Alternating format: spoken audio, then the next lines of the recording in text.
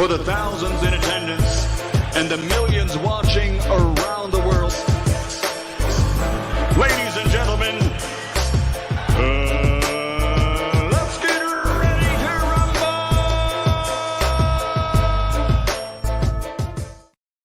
Yeah. What's up? This the boy Coach Malachi Williams in the building. We back. New media today, USA Boxing. We back, y'all. Yes, y'all. What's happening? What's going on, everybody? Today is a good day, and we're going to have a damn good show today, man. Yes, sir. Yes, we are. We are going to have a good day today. You see what I'm saying? Shout out to everybody in the UK with the AK. You know, shout out to everybody. You know what I mean? Just everybody in the US, man, around the world. This is fight week, as we know. Whole lot going on right now.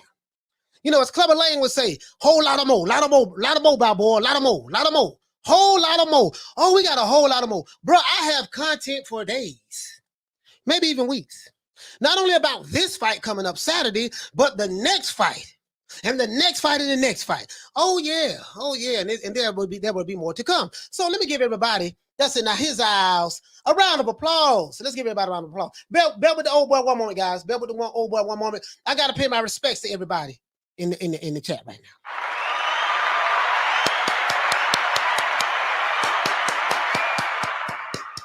Pay my respects to everybody in the chat right now. Everybody in the chat, man. The old boys in the building. Coach Malachi Williams. New media today, USA Boxing. Shout out to everybody who's watching on Facebook. Shout out to everybody who's watching on Twitter. The old boy feeling a little bit better today. You know what I mean? I am feeling a little bit better today. You know what I mean? So, anyways, let's go ahead and do this, man. You know how we do it, man. We got to break it down like a 57 Chevy. You feel me? You know, OJ Juman style. Let's go ahead and do the OJ Juman style. Wait a minute. Let's see what's up. Hold on, baby boy. This what I want to do. I want to pull up my people on the different social media platforms who watching the old boy right now. Let's do that there. And as a matter of fact, before we do that, let's go ahead and give everybody a shout out. Salute everyone in the chat. If you're new to the channel, please subscribe and hit the like button for the old boy. Everyone in the chat. And I just went ahead and send everybody a little something. Send everybody a little something. You feel me? That's what I want to do. Send everybody a little something. You know what I'm talking about? Anyway, let's do this here, man. Hey, shout out. Oh, you know, I gotta put my jacket on. Hold on. The old boy gotta put the jacket on. Gotta put my jacket on, guys. You feel me? Hey, shout out to my barber, Denny. That's his favorite word. My homeboy, Puerto Rican homeboy, from Puerto Rico. You know, he said, you feel me? Shout out to Denny, man. Anyways, man, let's get into this. Shout out to Tony Lyons. The stickiest of the icky. You want to smoke with the old boy, Rick James? And you know this, man. Shout out to my main man, Tony Lyons. Hey, okay. Shout out to KB. Hey, okay. Shout out to my cousin, Vanessa, who showed up yesterday. Vanessa Watson, I love you, cuz. Hey, okay. Shout out to Hector Garcia. Hey, okay. Shout out to Dan Ward. B1 or Dan Ward? Whatever. You feel me? Though. Hey, okay. Shout out to Julio Guzman. What's going on, my brother? Hey, okay. Let's see who we got. NDC in the building. MC NDC. It is what it is. Hey, okay. Shout out to Eddie Setera. Okay. We reloaded. Hey, okay. Shout out to Furian Survivor. Hey, okay. Shout out to Meryl Dixon. Hey, okay. Shout out to the Queen Lisa Bells in the building. Hey, okay. Shout out to Uncle Dave Zilla. Hey, okay. Shout out to who else we got? Shout out to Smile Back If You're Ugly. Hey, okay. Shout out to Not About Nature Hip Hop Parade. Hey, okay. Shout out to OJ Juman. Hey, okay. Shout out to the boys. Shout out to the boys in Atlanta, Georgia, man. Hey, okay. Shout out to Washington, D.C. Shout out to Lamont Peterson, light-skinned Lou. And shout out to my main man Lou as well over there at Rebuttal Entertainment. Hey, okay. Shout out to Rob Real Shows. Hey, okay. Shout out to Paul Evans. Hey, okay. Shout out to who else we got, baby boy? Shout out to Damian Bennett. What's up, baby? What's happening? Hey, okay. What's happening? He said, who won the presser? You know, nobody. But we're gonna talk about that. We're gonna talk about that now. We're gonna talk about that now. You see what I'm saying? But we gonna make it do what it do today. Hey, okay. Who else we got? Andy C in the building. We got my brother Paul Evans, and shout out to Ava as well. Hey, okay. Shout out to who else we got? Shout out to Big Ron, Ronald Finkley. Big Ron, what's up, baby? Hey, okay. Let's see who else we got, man. There's a whole lot of people. I just skipped this now, man. Let's see. We got. Okay. I think I'm back on point. Bear with me, guys. Shout out to Kush, the greatest. Hey, okay. On some of that Kush right now. Hey, okay. Shout out to Richard Slutsky. Hey, okay. Shout out to Corey Bradley. Hey, okay. Shout out to Nissan Warrior. Hey, okay. Shout out to Franklin Sherry, baby. Hey, okay. Shout out to Hooligan Music. What's up, man? OJ Jew, man. Thursdays. Yes, sir. Hey, okay. Shout out to Haleen in the building. Hey, Shout out okay. to Arsenal Manic. Hey, okay. Shout out to Alice Gill. What's happening? Hey, okay. Shout out to the Queen, Lady Shan. Kaboom! Dum season. Please subscribe to Lady Shan channel. I think she has a show today. I'm not sure. I'll find out. Hey, okay. Shout out to Rob Real Shows. Hey, okay. Shout out to Bacon and Eggs. Hey, okay. Shout out to Eggs and Bacon. Hey, okay. Or just shout out to Eggs, no bacon. Or shout out just the bacon. But anyway, you get what I'm trying to say. Hey, okay. Shout out to Mars. Can't forget about Venus. Can't forget about Pluto. And can't forget about the other planets in the galaxy, in the solar system, in that I can't think of right now because I'm talking about Marley. Hey, okay. Shout out to Eastside Leak. Eastside. Hey, okay. Shout out to who else we got? George Hall. What's happening, bro? Hey, okay. Shout out to who else we got? X is good. Hey, okay. Okay. Oh, I got it. Play on words. It's a play on words. X is good as you flip it around. Okay, I got it. Hey, okay. I got it. Took me 20 years, but I finally figured it out. Hey, okay. He says, let's see, what's up? What else we got? Let's see. He says, shout out to my main man, Big Ron, Ronald Finkley. Hey, okay. Steve in the UK with the AK, what's happening? Hey, okay. Shout out to Ali Mohammed, what's going on, bro? Hey, okay. Shout out to Wazai, what's happening? Hey, okay. Shout out to Ricky VW, what's happening, bro? Hey, okay. Frank Thorsios, what the lick read? Hey, okay. Shout out to David Frazier, what's happening? Hey, okay. He says Fury is going to sleep. Guess what? We gonna find out. Hey, okay. Shout out to Natural 707. Hey, okay. Shout out to Ayanda, what's going on? Hey, okay. Shout out to Goodwin, what's going on, bro? Hey, okay. Let's see. Shout out to my main man Julio Guzman with the link read. Shout out to Corey Bradley. Hey, okay. Shout out to Sam Warbrick. Hey, okay. Eddie Mack, what's going on? He said, Wakanda, we checking in, coach. Zamunda. Yes, sir. Hey, okay. Yes, sir. Yes, sir. Yes, sir. Shout out to, let's see. Who else we got? Shout out to Meryl Dixon. Hey, okay. Shout out to my brother, Diallo Huggy Bear. You know, true player from the Himalaya. Hey, okay. Shout out to, who else we got? Shout out to, I think that's everybody. Oh, shout out to the Refreshed. Hey, okay. Shout out, they rolling in now. Shout out to McKaylee. What's going on, McKaylee? Hey, okay. Puerto Rican rum, not to be confused with Cuban rum. Hey, okay. Shout out to Adade. What's going on, Adade? Hey, okay. Javon Soto. What's up, my brother? Hey, okay. I think that's it. I think that's everybody right now. Anyways, let's get into this. You know, we had to end it yesterday, guys. Because, you know, I wanted everybody to go to the press conference, and I didn't want to hold up anyone from watching the press conference while we're on the show. You see what I'm saying? I wanted the press conference to have everybody's undivided attention so we can talk about it. Shout out to Anthony. What's going on, fam? Hey, okay. Shout out to Thomas Jones. What's up, bro? Shout out to Chuck Supremacy. Shout out to Levi Smith. Shout out to Jonathan. Hey, okay. And shout out to Jeff Luciano. What's going on, fam? Hey, okay. If you're new to the channel, please subscribe, hit the like button. Don't forget to hit the like button, man. Hey, okay. Levi Smith, I got you, baby. Hey, okay. Anyways, let's do this. Let me go ahead and read my little soliloquy before we get into the show, right? Now, it's a whole lot to unravel from this press conference, and as you know, I do have the receipts. Right? So, you know, when I say something, I don't like no one to think that I'm capping, so I like to show the receipts so you can have proof. Even because I don't want to assume that everyone saw the press conference yesterday. Now, I can't cover everything, every word that was talked about in the press conference, but we just gonna hit the high points, what I think is the high points, and whatever the low points are, if there are any, and that's it. I will say this, both fighters look like they're ready. Wilder was sitting down chilling. He did well composing himself. That was great. Malik Scott did a great interview after the show. He gave Tyson Fury a whole lot of props, talking about Tyson Fury is a great fighter. He didn't say nothing about cheating. He didn't say nothing about, anyways, he says Tyson Fury is a great fighter. He said that, man, he's really preparing for Sugar Hill because Sugar Hill is the brains behind the whole outfit, which is true. You always got to prepare for whatever you think that trainer's going to come with. and he talked about how him and Malik Scott talked about how him and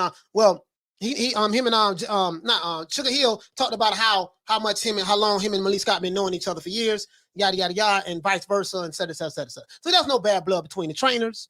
It's just bad blood between the fighters, right? Oh, we got a whole lot of minutia to unpack today. If you're new to the channel, please subscribe, hit the like button, and also shout out to the Bond Squad. You know, Deontay Wilder does have team members.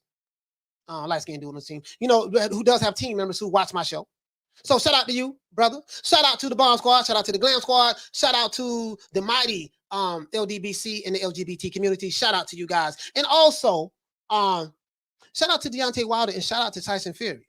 Good luck. We're going to find out who's who and what's what Saturday, October the 9th. Okay, now let's keep going. Now, Fury says that he hopes Wilder has his excuse book ready this Saturday when he bashes Wilder's face in. Wilder had his team out there. They were saying Bond Squad. They said Fury's going to sleep. He getting knocked out this time. In 3, in 4, in 5. Hell, I even heard one round. He's going to get knocked out in the first round. That's what I heard. Guess what? We're going to find out Saturday. The Gypsy King went right into all of the cheating allegations because what happened, this is what happened, guys. The lady, the lady who was the host or whatever the case may be in the middle that was hosting the press conference, she obviously was slated towards Wilder side. You know, she works for Fox. She works for the PBC. So she's torn the company line, and I understand that. I get that, right? But that's neither here nor there. She's not going to be in the ring fighting Saturday.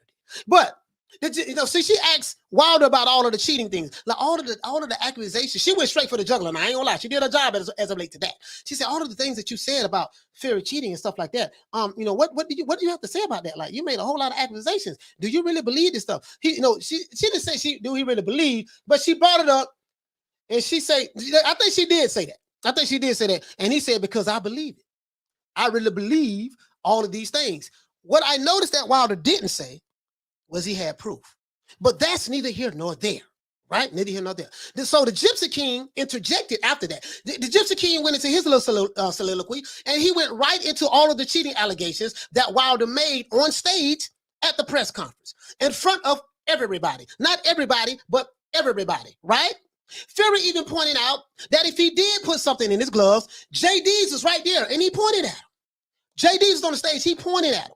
Shelly Finkel was on the stage as well, right? So Fury says that. So that means if he had put egg weights in his gloves, whatever the case may be, that means that Jay Deas would have had to be in on it. Why is he here? Why is he still in your camp then? Wilder defended Jay Deas. Jay Deas is in the room, in the locker room. He defended him. Why? I have no idea, guys. But that's neither here nor there. So that means that he had to be in on it, right? This is what Tyson Fury said.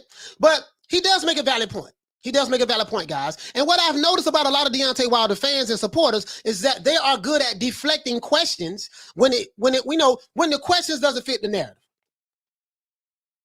When the question doesn't fit the narrative, they are good at deflecting questions. Shout out to everybody who's going to call me a coon, Uncle Tom, sellout on this show. Because, when I say certain things about certain fighters, and this is not just Wilder, this is a whole bunch of them. Teofimo fans, Canelo fans, Fury fans, Joshua fans, it doesn't matter, right? You have a certain element of fanboyism that when you say something about a certain fighter, they get their panties in the bunch, they become keyboard gangsters, keyboard John Gotti's, keyboard serial killers. They become all of this stuff online. They get triggered very easy. But hey, shout out to you guys. I love you. Anyways, but Fury does make a valid point, guys. What I have noticed about that, as I said before, that when it comes to Deontay Wilder, not all of them, some of them, when it comes to certain Deontay Wilder fanboys or some of his fans, they are really good at deflecting questions when the question doesn't fit the narrative. But hey, I guess Wilder, I guess they learned it from Wilder, because Wilder does the same thing. What I noticed about Jay Deas, he was very quiet when Tyson Fury confronted him on stage about the cheating allegations and about that he was in the locker room and he was in on it if that happened. Jay Deas didn't say nothing. Wilder took up for him, right? He said that it was obvious to me that Wilder did not want to get into a war of words with Tyson Fury. Probably because Wilder is not the most articulate person in the world. So when you're not the most articulate person in the world, never get into an argument or a debate with someone who has a better, who can speak better than you. Especially when you do not know how to articulate your position. When you do not know how to articulate your position, the worst thing you can do is try to get into a debate with someone who is a serial verbalizer. This is what we call it. A serial verbalizer is someone who has a gift of gab, who can speak at the drop of a second. That's Tyson Fury. So I think Wilder did a good job of that, right? It was obviously he did not want to get into a war of words with Tyson Fury, right? Now, Wilder did spoke about how close him and Malik Scott are and how much they love each other. You know, Tyson interrupted Wilder when he kept talking about how much him and Malik Scott love each other. By saying that, quote, "Come on, get a room." Tyson Fury, you know, he's joking. He said, "Come on, get a room." Basically, he was just saying that, suggesting that since Wilder and Scott relationship might be a little bit more intimate than it seems. You see what I'm saying? This is what he was suggesting Tyson Fury just doing Tyson Fury. I ain't saying that Wilder and Malik Scott got something going on. That's just Tyson Fury. You know, he just said, "Come on, get a room." It was a lot of people probably didn't catch that, but he said that. He said it. Shit was funny. I caught it. This guy Fury is funny as hell to me, right? And he is a master when it comes to head games. I got to give him that. He has the gift of gab, and most of his opponents do not want to get into a talking match with him because guess what? You're just going to get upset. You're going to get frustrated because you cannot win the argument or the debate with him. It is what it is now. You know, Ali was a master of it as well. Getting into the head before the fight even started, right? Now, Wilder was asked by the lady, I forgot her name, on stage. Wilder was asked, what plans does he have in place to make sure that he is not cheated again, since that's what he truly believes. As you remember, guys, you know, she asked him that. Wilder was very vague. He didn't really give any direct answers to the question, but he didn't answer the question at all. He was very vague with it, right? You see what I'm saying? He only said that he has a lot of things in place and that silence is golden. I have a lot of things in place and silence is golden, right? Shout out to everybody who's going to thumbs down this video. Shout out to everybody who's going to call me a coon, Uncle Tom sellout, and shout out to the troll, and shout out to Deontay Wilder's supporters who watch the show. Shout out to Deontay Wilder's team who watch the show, and shout out to the Alphabet Boy channel, the LDBC, who watch my show every day. Shout out to you guys. Yes, the boy is here. The old boy is here. But I'm gonna tell you something, guys. The one thing that I did notice was that neither Deontay Wilder, Malik Scott, or Jay Deas said that they have proof or factual, tangible evidence that the gloves were loaded with egg weights, the water bottle was spiked with muscle relaxants, right? The lady gave him a chance to answer all these questions. That referee was a crab in the bucket referee, and he cheated for Fury, even though he took a point for Tyson Fury. The WBC helped Fury cheat. The Nevada Athletic Commission helped Fury cheat. The costume was too heavy, right? Fury put him under a juju spell. Yes, have a receipts on that too, right? And he has a dent in the side of his skull. Notice that they did not talk about none of that at all. They didn't clarify anything. That's what I did notice when the opportunity was presented. Now, when the questions were asked about the cheating allegations that Wilder made about Fury, Wilder only said, and I quote, "I believe it happened." And other people are entitled to what they believe. Whatever they want to believe, they are entitled to it. But he never said he had proof. He did say he believed it happened, but did he say he had anything tangible or proof that it happened? No, he didn't. Never said it, not one time. Malik Scott didn't say it, Jay Deas didn't say it, Shelly Finger didn't say it, nobody said it, right? And the list goes on and on, as I said before, guys, but that's neither here nor there. Saturday is fastly approaching. But at the end of the day, none of that matters now. Because like I said before, guys, in 2 days, we're going to see who is who and what is what. That's what we say down here in Florida. We're going to see who is who and what is what, right? After the press conference, let's move on. After the press conference, a reporter asked Bob Arum, why are there still thousands of tickets left for this fight? I repeat, the reporter asked Bob Arum, and I have the receipt right over here to my left, which probably be to your right. Right over here to my left, that the reporter asked Bob Arum, why are there tickets still left for this fight? Very interesting what Bob said. I'm going to let you guys hear that. Bob Arum said that the ticket sales are doing well. So they're still selling tickets 2 days before the fight.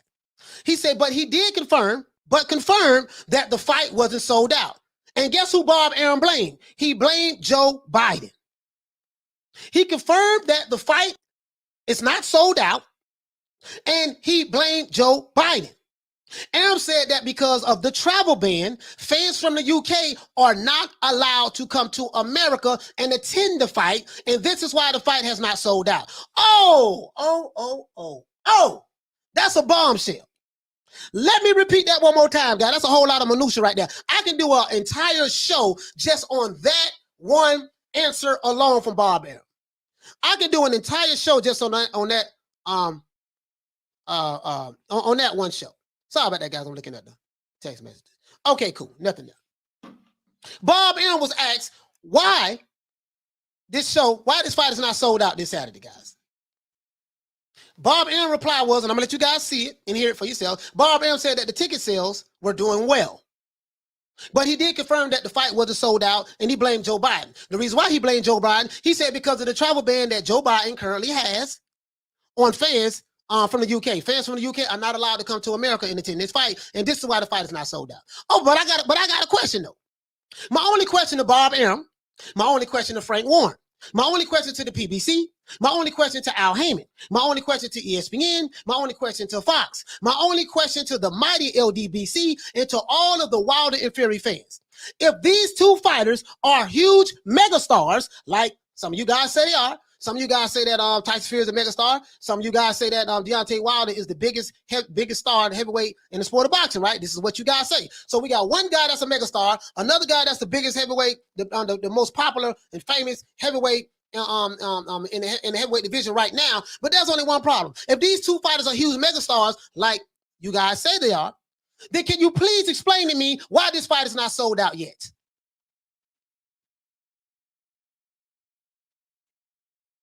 I'll wait on that. Let me repeat that. If Deontay Wilder is the biggest, strongest heavyweight in the heavyweight division, he's the biggest superstar. And Tyson the Gypsy King Fury is the biggest superstar.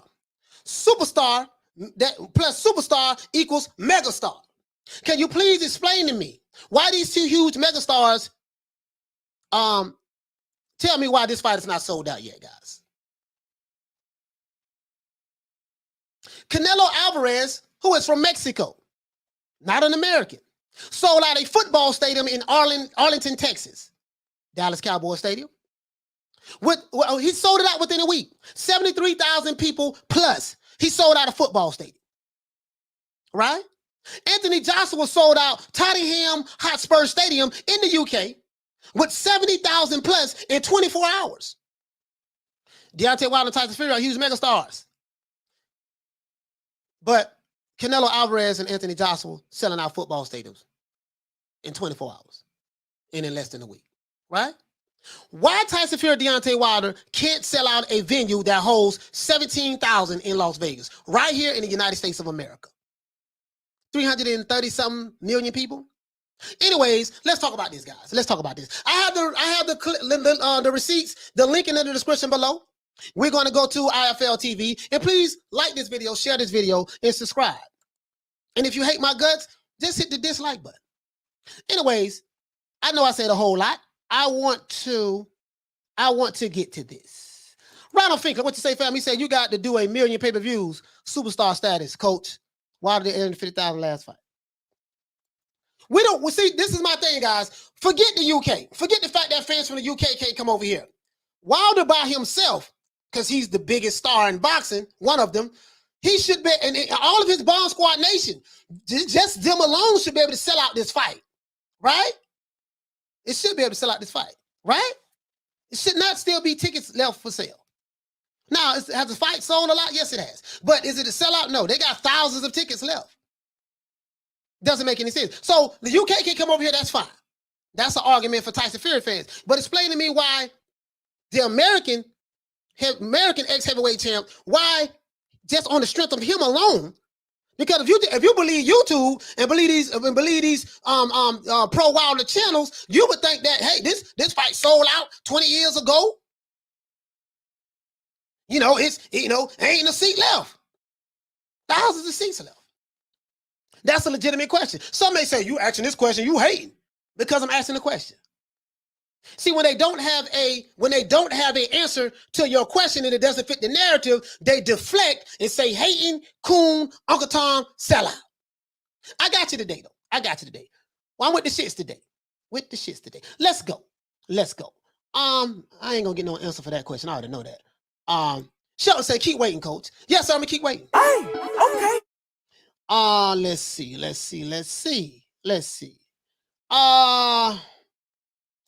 He's saying it only holds 18,000 capacity as well.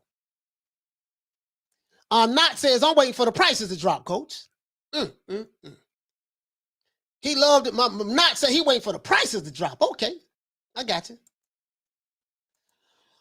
He said there is more tickets available, blue spots, now than there were 2 months ago. They stockpiled the tickets and feeding it back to the public to give impressing they're selling out. Okay.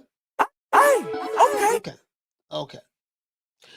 Adrian says that there are tickets left because nobody wants to see a man getting beaten for the 3rd time. Shout out to my brother Retro Boss in the documentary. Okay. In my opinion, says the fight is not sold out because the last fight was a walkover. Okay. Oh, this brother here say chat shit get banged. Say Biden trying to take money out of Wilder's pockets. Joe Biden is trying to take money out of Wilder's pockets. The White House is conspiring against our brother from Alabama.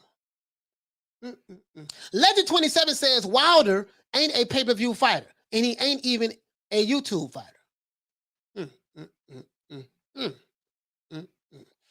Bro, I'm looking at everybody what they're saying. Before we get to the receipts, let me look at what everybody's saying in the chat.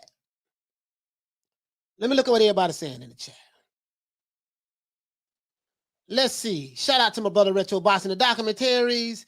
In my opinion, say you got a minus 350 favorite, and people assume no fight to it. Okay. Andrew Baxter said because the UK supporters can't travel. What does that have to do with the American supporters? So you're trying to tell me that there are not enough American fans who love Wilder and Fury so much that they're not interested in buying this fight? 330 something million people in America. You only have to sell out 17, 18,000 seats. If there was a travel ban on the UK, I'm pretty sure there was a travel ban on the UK because the travel ban is supposed to be lifted in November. There was a travel ban on the UK when Canelo Alvarez fought Billy Joe Saunders. Guess what? Canelo Alvarez was able to sell that event out. Here's some cricket. Let's keep going. Nick Rich says that shout out to Nick Rich. Americans ain't interested in Fury or Wilder. Leon Musa said because we want undisputed fight. Okay. To this day.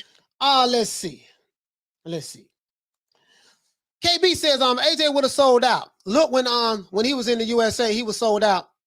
But they say AJ not popular. To this day. Okay, let's keep going. EB says that let's be honest, Americans don't love boxing, but they loved it when they bought Canelo Alvarez tickets. And all of those people are not from Mexico. But you get what I'm saying. But I get what you're saying, EB. I get what you're saying, my brother. Andy C says there are 2 big stars, so when they meet, it creates a black hole, which sucks everything into it, including the light. Shelton Moore said, "What? No answer? I'm still looking for it. I'm still looking for the answer. I'm getting some answers. Shout out to Perfect Punch Boxing. Everett says those were Mexican fans for Canelo, but we have millions of black fans in America, and we have millions of white fans in America. 2 heavyweight superstars, so they say, and they only have to sell 18,000 seat capacity venue. And one of the biggest countries in the world, America, right? Which one is bigger? China? Probably China.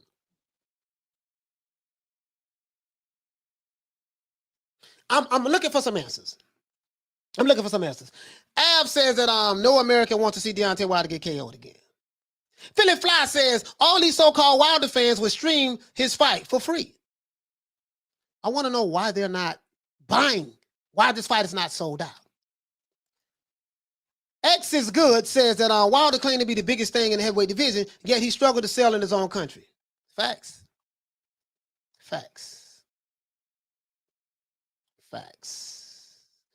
This is something else. We're going to get to the receipts.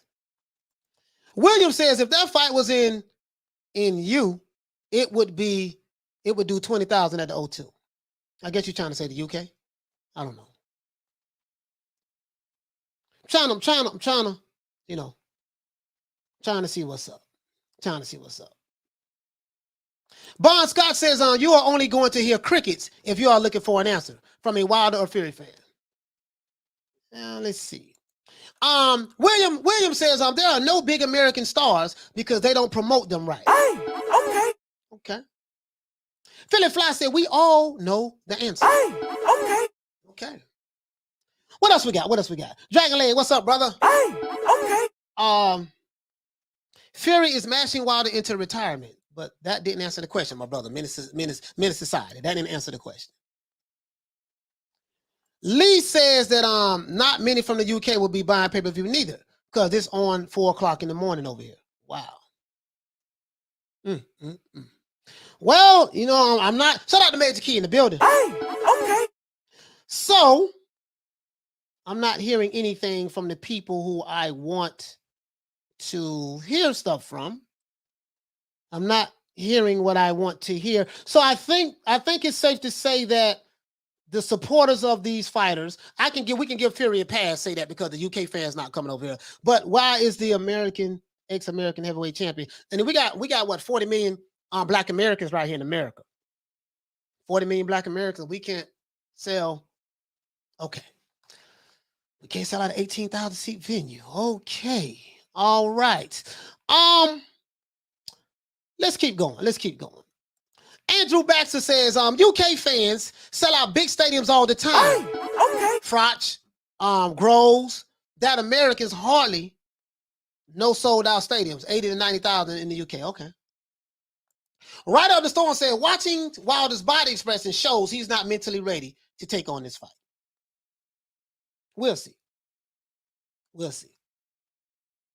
At the end of the day, guys, boxing is a business. When you have two fighters fighting each other and they selling out events and venues, guys, you know, people have to buy these tickets. This is how the fighters make their money. This is how the promoters make their money. This is how the networks make their money. You see what I'm saying? The live gate.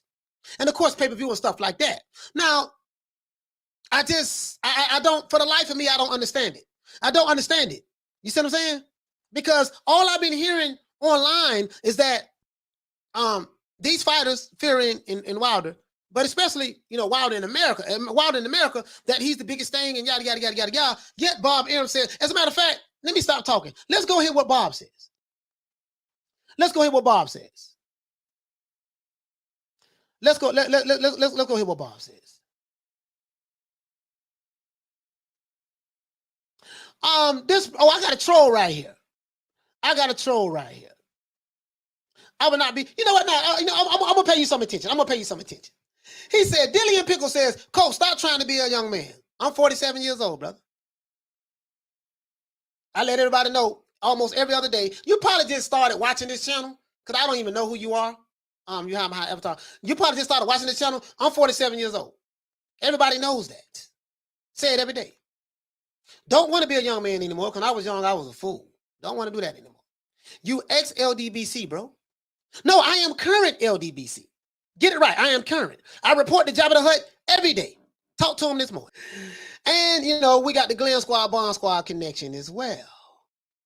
Dillian Pickles, you keep saying the same thing, so you might be a troll. Yeah, you might be. You spamming now. Now you spamming. Moderators, please get this dude Dillian Pickles up out of here. He's spamming the chat now.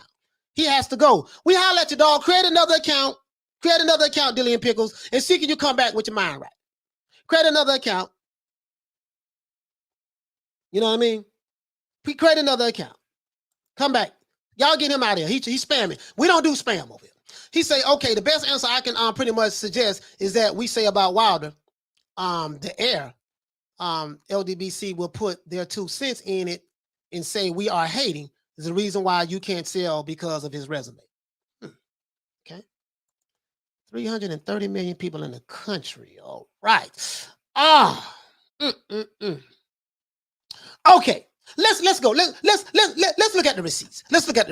We had to get rid of that spammer. He was spamming. Let's look at the receipts, guys. I don't want no guys thinking I'm capping. Right? I want nobody thinking I'm capping. Shout out to my main man, Blood Retro Boxing and Documentaries.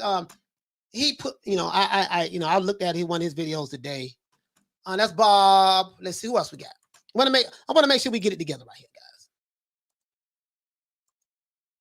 This is, as you know, this is the press conference. So anybody who want to see it, this is the press conference. This is on IFL TV. As you guys know, I do not own the rights to any of this material. This is for educational purposes only, and this is protected under the Fair, the Fair Usage Right Act. You see what I'm saying? So this is just Fury talking, doing what he do. And Wilder's just trying to ignore him right there. And he's saying what he got to say and yada, yada, yada, yada, yada. We're going to check this out, though, right? But let's go over here to Bob Arum, because I don't want nobody. This is Blood video. I watched the Blood video today. He covered this. I like the way he kind of like broke it down. I'm going to get into it, though. But let's listen to Bob Arum. Let's listen to old Bob. Net worth of $300 million. This dude is a real gangster. He don't give two whats about what anybody has to say. But let's see what old Bob got to say, right? Let's hear what old Bob got to say. Let me go ahead and pull it up on the phone. Let me put it up on the trusted iPhone, right? Shout out to everybody on Facebook who's watching this, and shout out to everybody on Twitter that's watching this, and shout out to all of my trolls and haters. I really love you guys. Make sure you stay for the duration of the show. I really depending on you to do that. Depending on you guys to do that. Stay for the duration of the show. Let's see. For Tyson Fury, yada yada yada yada yada. Bear with the old boy, guys. Bear with the old boy. Oh, you know what? I'm tripping. I got it right here, guys. I just want to make sure. Is that hold on, guys. You know me, I like to play the receipts. I don't want nobody thinking I'm capping. Let's see. That's Fight Hype. I should have had it pulled up on my phone already. Fight Hype 2 hours. Guess I didn't have it. Okay, so let's do this, guys. Let's do this. Let's look at my history. There we go. I got it right here. Guys. Let me go ahead and put it on Bluetooth so you guys can hear it. You know how I do it. You know what we do over here. We ain't one of them dudes that say sources say, and we don't provide the source. We don't do that. And I also have the link in the description below if you have not seen the press conference. We don't do the sources say and don't provide the links or nothing like that. We don't do that over here. I want you to hear it so you can come to your own conclusion. Everybody has worked. All right. Bob Arum, the question was asked to Bob Arum about this fight. He said, Bob, you still have thousands of tickets left. I'm paraphrasing, of course. And he said that talked about why the fight hasn't sold out, yada, yada, yada. Bob is going to put a good spin on it, and then he's going to get to the root of why, in his opinion, or facts, who knows, why the fight hasn't sold out, in his opinion. So let's go ahead and pull this up right here so you guys can see it. And once again, I do not own this material. Shout out to Fight Hype. You guys do a really good job over there. Let's see. Extraordinarily hard to put it together. The PBC people, ourselves, the fighters, it would have been a tragedy. So why take that risk? Why? To entertain the circus? Well, you can't get the Brits here for the fight, right? So I noticed there's a lot of tickets still available for this fight. I mean, you and I talked before the last fight. You thought it was going to do 2 million. It didn't do that number. Why hasn't it resonated with the public, given you have two big giant guys who are big personalities? Well, first of all, as far as the tickets. So he's asking Bob Arum. He said, listen, seeing that the Brit fans cannot come over and travel, right? He's saying that basically, you said that the last fight was going to do like 2 million pay-per-view buys. As we know, it didn't do that. This is what he said. Last fight, you said that the fight was going to do 2 million pay-per-view buys. It didn't do that. This is what you said last time. So he threw that back in Bob's face. And he said that seeing that you still have a significant amount of tickets left. And he said, why hasn't this fight with 2 mega superstars, which is what I asked you guys in the chat, 2 mega superstars, why hasn't this fight with 2 mega superstars in the heavyweight division, why this hasn't resonated with the public in order to sell this fight out? Hear what Bob is going to say. Yeah. Well, I know for this one. Ticket sales have been very, very good. But look out. Walk around town. Where are the Brits? Biden has kept them out. They restricted. They pulled the travel ban starting November 1st. That don't help the fight, right? Right. That's why you don't have the same type of blood. But I think, again. All right, so I'm going to let you hear that again just in case you guys thinking that I'm misinterpreting what he's saying. Just in case you have some trolls or some haters that's saying that, oh, man, you trying to put a spin on it. I'm going to let you hear it again. Bob said that, the reason why this fight is not sold out, he said because of look around. Where are the Brits? He's depending on the Brits on American soil to sell a heavyweight championship fight with a former ex-heavyweight champion who is supposed to be the most popular and biggest superstar in boxing today. We are in America with 330 million people plus. The African American community supports Wilder. The white American community supports Wilder. Some Hispanic community support Wilder. But yet, a 18,000 seat venue, Bob Arum is depending on people, brothers and sisters from the UK, to sell out a fight on American soil with the biggest and most popular heavyweight of all time, biggest fighter in boxing right now today. It doesn't make sense. And let's say, forget the 330 million people in America. Let's say you got like maybe 7, 8, 10% of boxing, people who watch boxing, who pay for it. You still got enough. We're just trying to sell out 17, 18,000. 17, 18,000. Literally, that's it. Make that make sense to me. But I don't know. I'm probably gonna get no answer for that. I don't know that. All right, I don't know what the answer's gonna be. All right, trust me, I know. I know these guys very well. As far as communication, not what he meant to the world was Ali. Right. Because Ali would also, express himself and say things. He's talking about Ali. But you could have a great conversation. He's talking about Ali. Frank, you hear Bob say that, and he compares him to Ali, at least in the way he promotes the fight. How, you know. There we go. It wouldn't have won the purse bid if you would have paid him what he was looking for. Shut the fuck up, you little prick. Yeah? Yeah, prick. Go ahead. Come on. Oh, this Bob going off on Mike Carpenter. He told him to get the hell up out of here. Told him to shut the F up. See, Bob don't give two F's about anything. Bob gonna call it the way he see it. But anyway, let's keep going. Get him out of here. You're getting out of You're here. moving out of here. Told Mike Carpenter to kick rocks. Let's see what Bob got to say though. Today, what do you think would have happened if Fury and Wilder had a face off? What? If they did face off? I don't know. I mean, maybe nothing. But the chances of something happening and Okay, Bob, come on. the fight. Come on, Bob. What you got to say? I want you guys to hear this again, guys. I'm slipping. A lot of tickets still available for this fight. I mean, you and I talked before the last fight. You thought it was going to do 2 million. It didn't do that number. Why hasn't it resonated with the public, given you have two big, giant guys who are big personalities? Well, first of all, as far as the tickets, yeah. Well, I know for this one. Ticket sales have been very, very good. But look out. Walk around town. Where are the Brits? Biden has kept them out. Yeah. With the, right? They restricted. They pulled the travel ban starting November 1st. That don't help the fight, right? Right. That's why you don't have the same type of but I think the pay-per-view is doing better than it did. And how will it do in the UK pay-per-view? So basically, he's saying that because of Joe Biden have a travel ban on the Brits, this is the reason why the fight is not sold out. Shout out to World Week Radio. Hey, What's okay. up? What's up, Joe? This is what he's saying.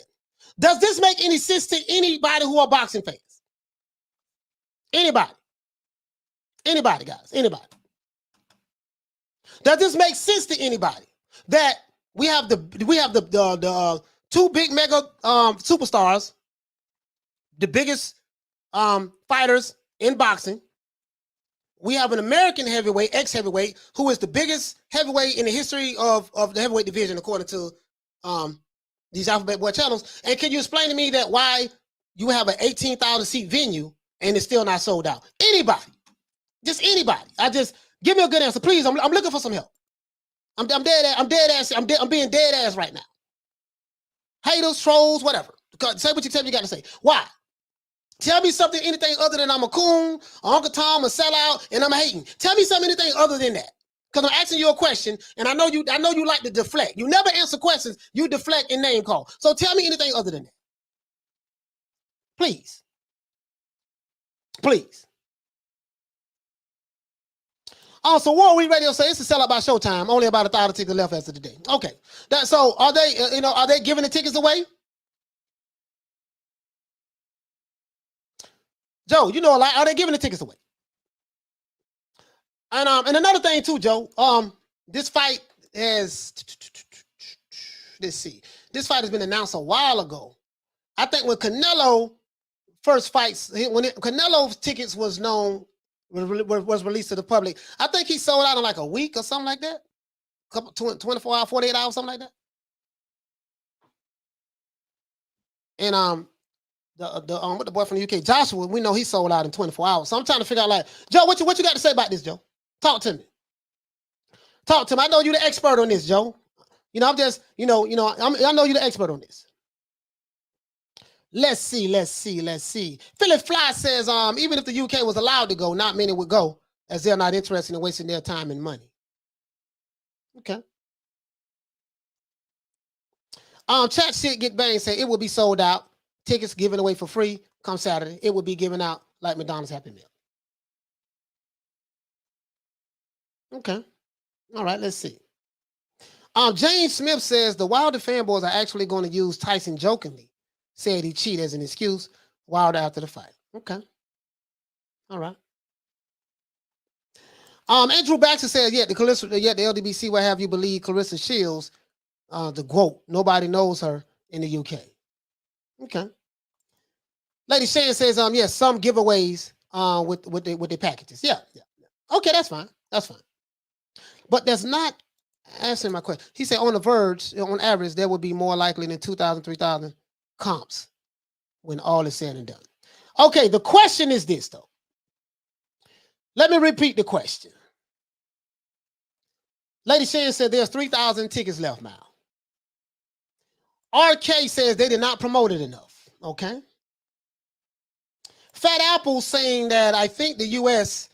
does support its fighters, but the difference is that in the UK fighters take a loss, they still get supported. Mayweather protected the O, meaning everything in the U.S.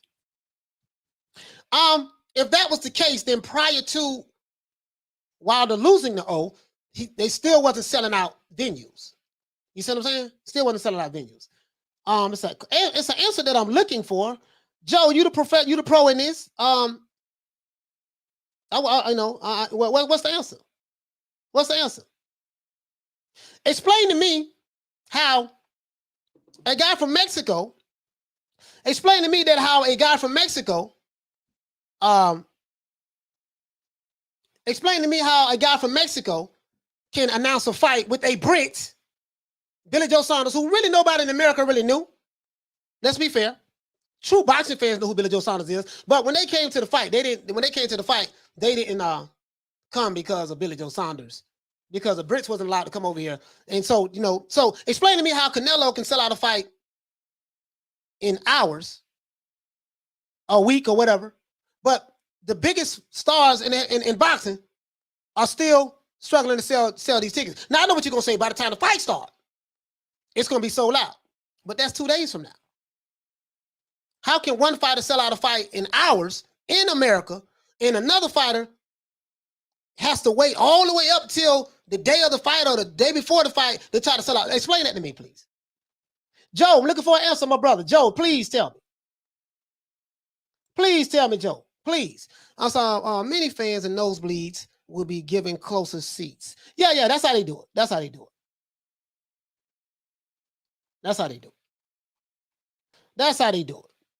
Fat Apple says, fair point, coach. Fair point. Let's see. Even after 2 opportunities to sell out for the fight, they still haven't been able to do it, coach. I'm not saying that, again, as they get closer, there's 2 days, ain't but 2 days left. So between now and Saturday, they're gonna be hustling like a mug. Adrian says, just Googled it. Now they're gonna say you can't trust Google. I'm gonna tell you right now, Adrian, the people who don't believe in Google or nothing, they're gonna say you can't trust Google. So I guess they trust certain YouTube channels, but they're gonna say you can't trust Google. So I'm gonna tell you that right now. Just Google it. There's thousands of tickets left at $77 each. I'm stunned. I'm from the UK, a huge Fury fan, but the harsh reality is he hasn't conquered America like I thought he had. See, let me explain something to you guys. Where's Joe at? Well, Joe says Matthew had the benefit of working with some of the best marketing teams in the NFL. They sold tens of thousands of seats, ticket holders. Okay. All right. All right, so I haven't received the answer that I'm looking for. So I guess maybe no one knows. He said, notice every fighter does well when working with Jerry Jones and Dallas Cowboys Stadium marketing team. Okay. So I guess that's not the answer that I'm looking for, but that's okay. That's okay. So now let's keep going. So now we got these two guys, right? Of course, Tyson Fury talking trash, Deontay Wilder talking trash. They're talking about cheating allegation. And we don't talk about cheating goddamn since February all the way up until October this year, right? Again, Fury fans say that Wilder's going to get sparked again. Wilder fans say that Fury is going to get sparked, right? We're going to find out Saturday. We're going to find out Saturday. Saturday, someone is, again, if I miss you in the chat, I can't see everybody. Bro, it's a lot of people in the chat right now. It's almost 300 people in the chat. If you're new to the channel, please subscribe, hit the like button. If you're new to the channel, please subscribe and hit the like button. Shout out to the Deontay Wilder's team that's watching this video. Shout out to the Alphabet Bulls who are watching this video. How y'all guys do? How you doing? Hey, okay. No, how we do it over here. Anyways, John Doe says because Canelo has a more loyal fan base and is better promoted.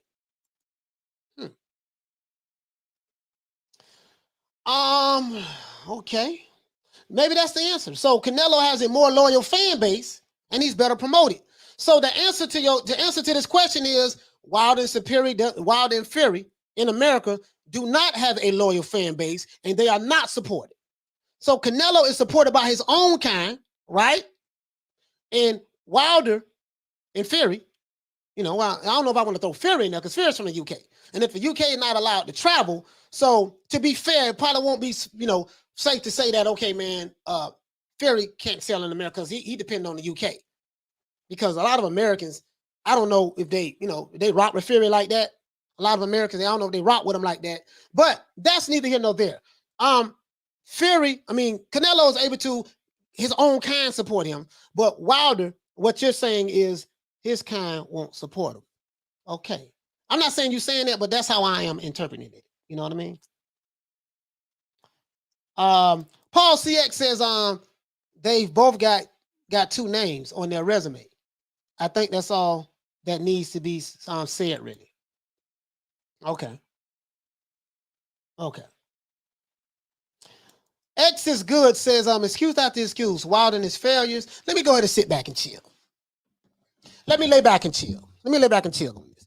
I'm gonna rock with the crowd. We're gonna rock with the chat today. He say, excuse after excuse, yada yada yada yada.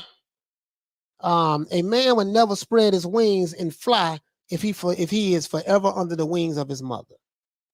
In this case, Wildets. Let's see. We've seen it twice already. People want to see something new because that last one wasn't close. Okay. That last one wasn't close. All right. Let's see. Let's see what we got. Johnny Bravo says, the older generation, Bob Arum, don't understand the strength of modern platforms. Eddie Hearn is never off social media. Also, the fights aren't close and people feel it's a no contest. Okay. So this is a pretty good answer. So he's saying that the reason why the fight is still selling tickets up until 2 days before the fight is that the older generation, Bob Arum, they don't understand modern platforms. Okay. Stop right there. Bob Arum, they don't know. So ESPN don't understand modern platforms. Fox doesn't understand modern platforms. And Bob Arum doesn't. Of course, Bob Arum is 100 years old, so we know that. But what about, so ESPN and Fox don't understand modern platforms? But the Canelo fight, that was the zone. That was the zone. The zone did that. And the zone did that. He says, so enlighten us, coach. Well, this is what I'm going to say. The proof is in the pudding. The proof is in the pudding, Damien. If these fighters, shout out to Big Money Texas for dropping that $2, bam, super chat on your board. Hey, Leroy! Super chat received. Playtime's over, boy. Big Money Texas says, I went to Canelo last fight and it was all races there. Big Money Texas, you are wrong. You did not see all races there. According to the narrative that's being pushed by certain Alphabet Boy channels, the reason why Canelo fight sold out, it had nothing to do with all races. The stadium was filled full of Mexicans. That's what they say. I'm not making this up. I can show you a whole bunch of stuff on that. That's what they say. That's what they say. You know, that's what they say. As though as though Canelo don't have black fans, white fans. He just have all Mexicans. So all the Mexicans was in the stadium. That's what they say. Okay. Joe says alphabet people. Yes, sir. Yes, sir. Okay. Teach says, Coach, do you think Tank versus Rolly should be pay-per-view? Hell no. Ain't nothing pay-per-view about that fight. If Teofimo Lopez and Lomachenko wasn't pay-per-view, how was, you know what? I take that back. I take that back. I take that back. I take that back. That's going to be a pay-per-view fight any way it goes, brother. You know, because, you know, Tank is a pay-per-view star. So they're going to make that pay-per-view anyways. Hector says, Coach, there's no drama, pushing, hitting. And you know everyone likes drama. That way it sells more. But my thing is, I get exactly what you're saying, Hector. But this is my thing. When you are a big draw, let me explain something to all the guys who like to throw this superstar name around a lot, who like to say that this fighter is a star and this and that, and they count for these fighters, right? There are certain fighters in America that sell out venues. Canelo Alvarez sold out a football stadium. Anthony Joshua sells out a football stadium in this country. Same country Tyson Fury is from. Tank Davis sells out, I think, what is that, the Georgia Dome? I don't know if it's called the Dome anymore, guys, but you know what I'm talking about. You know what I'm talking about. I don't know if it's called the Dome anymore, but Shelton was there. They said it was sold out. DJ was there. There was a lot of people from a lot of the LDBC dudes was there, you know, and Shelton was there and stuff like that. And they said that spot was sold out. And I don't know how many thousands of seats, guys. How many thousands of seats, guys, did that venue hold that Tank fought Mario Barrios in? Do anybody know? Stephen UK says, I disagree. Bob knows exactly the power of new media, the internet. He chooses to disparage it to get his name and company being talked about. Okay. All right. Writer of the Storm say Wilder's alienates people and Fury is a Brit. You a hater for saying that, Rider of the Storm. You know they're gonna call you that. They're gonna say you're hating. But let me explain to you guys what a star is. So for all these guys who talk about their fighters are superstars and stuff like that. Okay. When what determines if a person is a star or not? Let's look this up, guys. Let's look this up. I broke this down before already. Hold on, guys. Hold on. He said, Coach, people will support their people until it's time to support. Hold on. Shout out to my main man, Chuck Supremacy. Hey, okay. He says, Coach, people will support their people until it's time to support their people with their pockets. Either way, Fury and 9. Hey, Leroy! Super chat received. Playtime's over, boy. Not said that Tank didn't sell out. Ella be lies. Okay. But that's what I heard though. I heard it was a sold out event from people who was there. I didn't confirm the numbers. I'm gonna just be honest with you guys. I didn't really confirm the numbers, but that's what I heard from the people who was there. They say it was packed. They say it was sold out.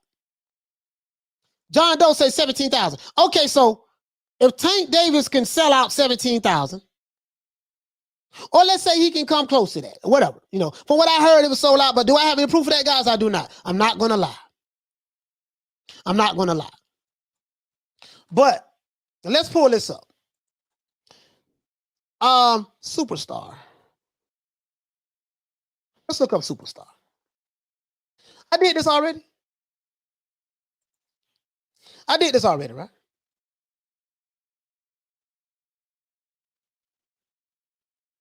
Okay. All right. Let's. I found one definition. I want to show two. Just to make it interesting. This is for those superstars.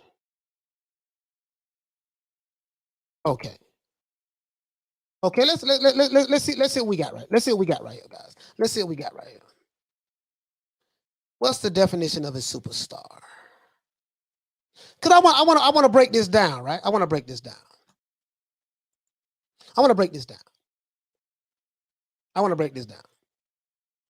Okay, it's eagerly sought after was. Okay, let's keep going. All right, here we go right here, guys. Because I don't want it to be no. Now, unless y'all, this is dictionary.com. I don't know if you guys think that dictionary.com, for those people who push certain narratives, if you think that dictionary.com is lying, you can't trust it, you can't believe it, I'll let y'all deal with that. But according to dictionary.com, guys, I'm going to explain something to you. A superstar is a person as a performer or athlete who enjoys wide recognition, is esteemed for exceptional talents, and is eagerly sought after for his or her services. The most important part of this is a superstar is so. How do you know it's a superstar? Because a superstar is someone, not only they got to have exceptional talent, which Deontay Wilder and Fury does, but they have to be eagerly sought after for his or her services. Any very prominent or successful person or thing. Let's stop right there. Now, what does this mean? When you are sought after for your services, when you come out, let's say you're doing a concert. Beyonce is doing a concert. As soon as Beyonce tickets drop, she is so much of a superstar that as soon as her tickets drop, they sell out within hours. Beyonce. That means that she is an exceptional talent. Plus, she is eagerly sought after for her services. Let's move on to boxing. When Floyd Mayweather was boxing, he was a superstar with exceptional talent, and he was sought after for his services. This is why he broke pay-per-view records. This is why he broke live gate records. This is why he broke the highest purse records. Do you follow me? Canelo Alvarez. He is a superstar. Why? Because he is sought after for all of his services, and he's an exceptional talent. How do we know? When Canelo Alvarez announces a fight in America, you have 73,000 plus who break their neck to find money, spend their money. I don't care how they got to get it in order to come to his fights. Do you want to know why? Because he has an exceptional talent, and he is very much sought after. You don't have to wait till Canelo, I'm not saying every fight, but I'm saying this last fight. You didn't have to wait till he, got 2 days before his fight, and you still scrambling to try to sell the last 2,000 tickets. Anthony Joshua sold out, regardless of how you feel about the boy selling out stadiums. His services is sought after so much that you have other countries, Saudi Arabia, who build football stadiums in order to host his fights. Regardless of whether you like them or not, this is facts. So when you are a superstar, your services, you are someone who has exceptional talent, right? But people are eagerly sought after your talent. And how do we know? The money tells you whether you are a superstar or not. When you announce that you are doing something, when your name is that big and that much of a hot commodity, as soon as they hear that you're doing a drop it like it's hot contest, or you're doing a swimming pool contest, or you're doing a diving contest, or you just shooting marbles, or Mike Tyson coming out of retirement, him and Roy Jones, 75 years old, doing an exhibition match, and it does 1.4, 1.5 million pay-per-view buys. Yeah, it was at $50 a pop, but that's neither here nor there. There was enough interest in that, right? 75-year-old retired fighters. So when you tell me that your fighter is a superstar, I'm going to look at the numbers. So I hope we understand what a superstar is. A superstar can sell out regardless in hours. But that's neither here nor there. Bob M said that Arsenal Manic says that he say somebody mentioned in America, if you lose your O, you don't sell. That's false. Canelo lost his O. Yeah, but listen, we can't throw Canelo in this. The reason why we can't throw Canelo in this because it's gonna be a straw man argument by those who don't like Canelo. They're gonna say, oh man, well his people support him and yada yada. And we know that Canelo has fans in all different races and nationalities. But I get what you're saying, though, bro. I get what you're saying, though, bro. This brother right here said AJ gets 90,000 fans and he's not a cheater. Okay. Malik Scott said, still said, Malik Scott said, whatever happens, he will not stop any Wilder fight. Okay. William says there will be American boxing superstars if they start crossing the street to fight. That's the number one problem. Facts. You're right about that. That is the number one problem. That's the number one problem. That is the problem. That is the problem. That is the problem. He says Floyd Money Mayweather is a superstar, coach. The upbeat of a superstar. Arsenal Manning says, he said, coach is embarrassing for a so-called American superstar heavyweight not to be able to sell 18,000 tickets all by himself. However, this will infuriate the Alphabet Boys. Yeah. You know, I'm asking a question. I'm asking a question because I need some answers. And I know what I'm going to get because I know the type of people who I'm dealing with, guys. My brothers, my family in the chat, you know, my trolls and detractors and people who hate me, can't stand my guts. They can't answer these questions. They're gonna call me a coon, Uncle Tom sellout. They're gonna say that, call me names. They're gonna say that, but they'll never answer the question because they can't answer the question. Because to answer the question would have to be to face the truth. To answer the question would go totally against the narrative that you were being spoon-fed. The question, Joe, is this. Explain to me why we have a fight with two superstar, so they say, superstars of the sport of boxing, and the fight is 2 days away and the fight still hasn't sold out. But someone like a Canelo Alvarez have a fight in the exact same country as the two biggest stars in the sport of boxing, and he's allowed in hours. And he doesn't have to wait till the last couple of days of the fight in order to sell out. Could you explain that to me, sir? That's what I want to know. I know you're the expert in this. So, Pugilim says sometimes they take the public to catch up years later. Okay. So, Alex Gill said AJ sells out in the UK because the tickets are so cheap. There's nothing to do over here, and we get free tea and crumpets. Yeah, that's what they say. That's what they say. Alex Gill, that's what they say now. I know you're being sarcastic. That's what they say. War Week said, he said, that's an easy one. Neither man is a big ticket seller or ratings draw in America. Fury had more fans in attendance in their rematch. No, Joe, no, sir. You's a hater. Wait a minute. War a Week Radio Network. You are a hater. You made a big mistake, brother. You made a big mistake, War a Week Radio. Joe, my brother, you said you're saying the reason why this fight has not sold out yet, with 2 days left for this fight to happen, you said that's an easy one. Your answer is neither man, Tyson Fury or Deontay Wilder, is a big ticket seller or ratings draw in America. Fury had more fans in attendance in the last fight than Wilder did. Sir, you're hating. I'm not saying you're hating, but I'm telling you, Joe, this was a big mistake that you made right here, sir. I promise you, my haters are now going to become your haters. They are coming for you, Joe.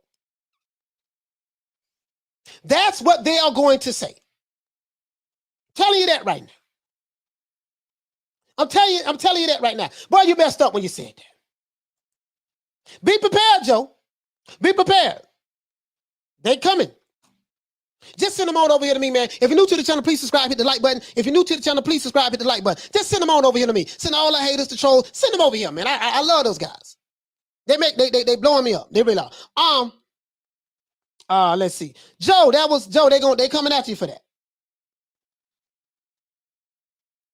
Robert Brown says nobody didn't know Fury or who Wilder or was a fan after Wilder's second fight. Facts. But why is Wilder not able to sell out this fight in his own country, Robert Brown?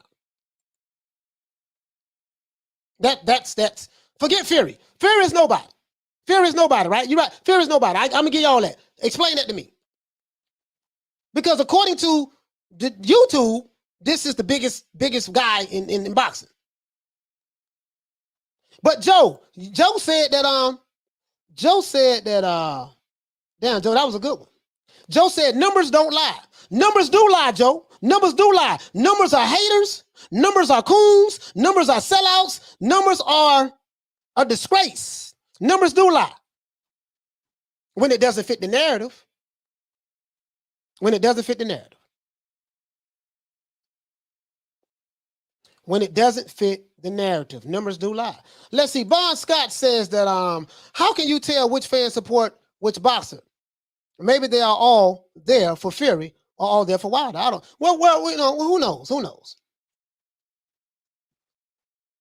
Who knows? Who knows? I'm just asking the question. Joe gave me the answer. Joe gave me the answer. Joe, that's the answer. If we was on Jeopardy, you'd have won $1 million for that answer. If you was on Jeopardy, Joe, you'd have won $1 million. That's the answer. Now, this hurts the ego of certain fans, certain fanboys of it. I'm not going to say fans. It hurts the ego of certain fanboys of a particular fighter. If your fighter throw a fight in his own country, okay, if he can sell out his if he can sell out his own backyard, that's good. If he can sell out his own backyard. Depending, you know, he should be able to sell, like, a perfect example. If Errol Spence fought at Dallas Stadium, right? If Errol Spence fought in a 18,000 seat venue, Errol Spence will sell that out. He'll sell that out. He will. Errol Spence will sell that out. If Tank Davis, they say Tank Davis sold out. Has it been confirmed, guys? I don't know. I know my main man Shelton now. War Week Radio says Wilder has never been a big ticket seller. Numbers don't lie. Oh, they coming after you, boy. Joe, hey, Joe, that's the biggest mistake you could have made. He said, but Coach, the ABC boys said Wilder will make $140 million in this fight. Bro, woo! And when you ask them to show receipts, they can't show it to you.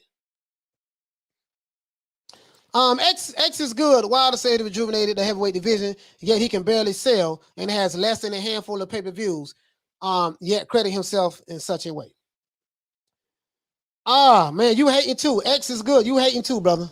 Oh, they coming after you too. Nick Rich says, so in other words, he fights in America, a place that he can't sell out, rather than fights in his own home country, where he allegedly has a massive fan base. He's talking about Wilder. He's talking about Fury. Deontay Wilder's head excuse maker. My client is a excuse making machine. We made excuses about beach balls, dinosaurs, an aircraft carrier, Donald Trump, racism, bulls, Mexicans, and egg weights. Wow. Bro, this is Lady Sharon said Jeopardy Joe. Shout out to Joe. Okay. Shout out to Joe. Joe, that was the question. David says you can't compare Wilder to Canelo. Wilder has fought a load of pies. Canelo is pound for pound. You know what, David? I'm not even trying to compare Wilder and Canelo. I use Canelo as an example, not necessarily for a comparison, but I'm using Canelo as an example to, if you are a star, a superstar, this is what defines a superstar. What defines a superstar is the people. The people define what a superstar is. So if the people are not willing to separate themselves from their money in order to financially support you, then that tells you who you really are. That's what I'm saying. That tells you who you are. If the people are not willing to support you by the masses with their dollars, that tells you everything that you need to know about your status. Joe, you get the $1 million, sir. You get the $1 million for the answer. But Joe, I knew Joe knew it. I knew he knew it. That was the answer. But Joe, they're coming after you. I'm telling you right now, Joe. Just send them on over here to me, though. Send them on over here to me. I love those guys. Shout out to Deontay Wilder's team who's watching this video right now. Shout out to you guys and shout out to the Alphabet Boys. I appreciate you guys. And shout out to the Glam Squad as well. And shout out to the Gypsy King and his fans.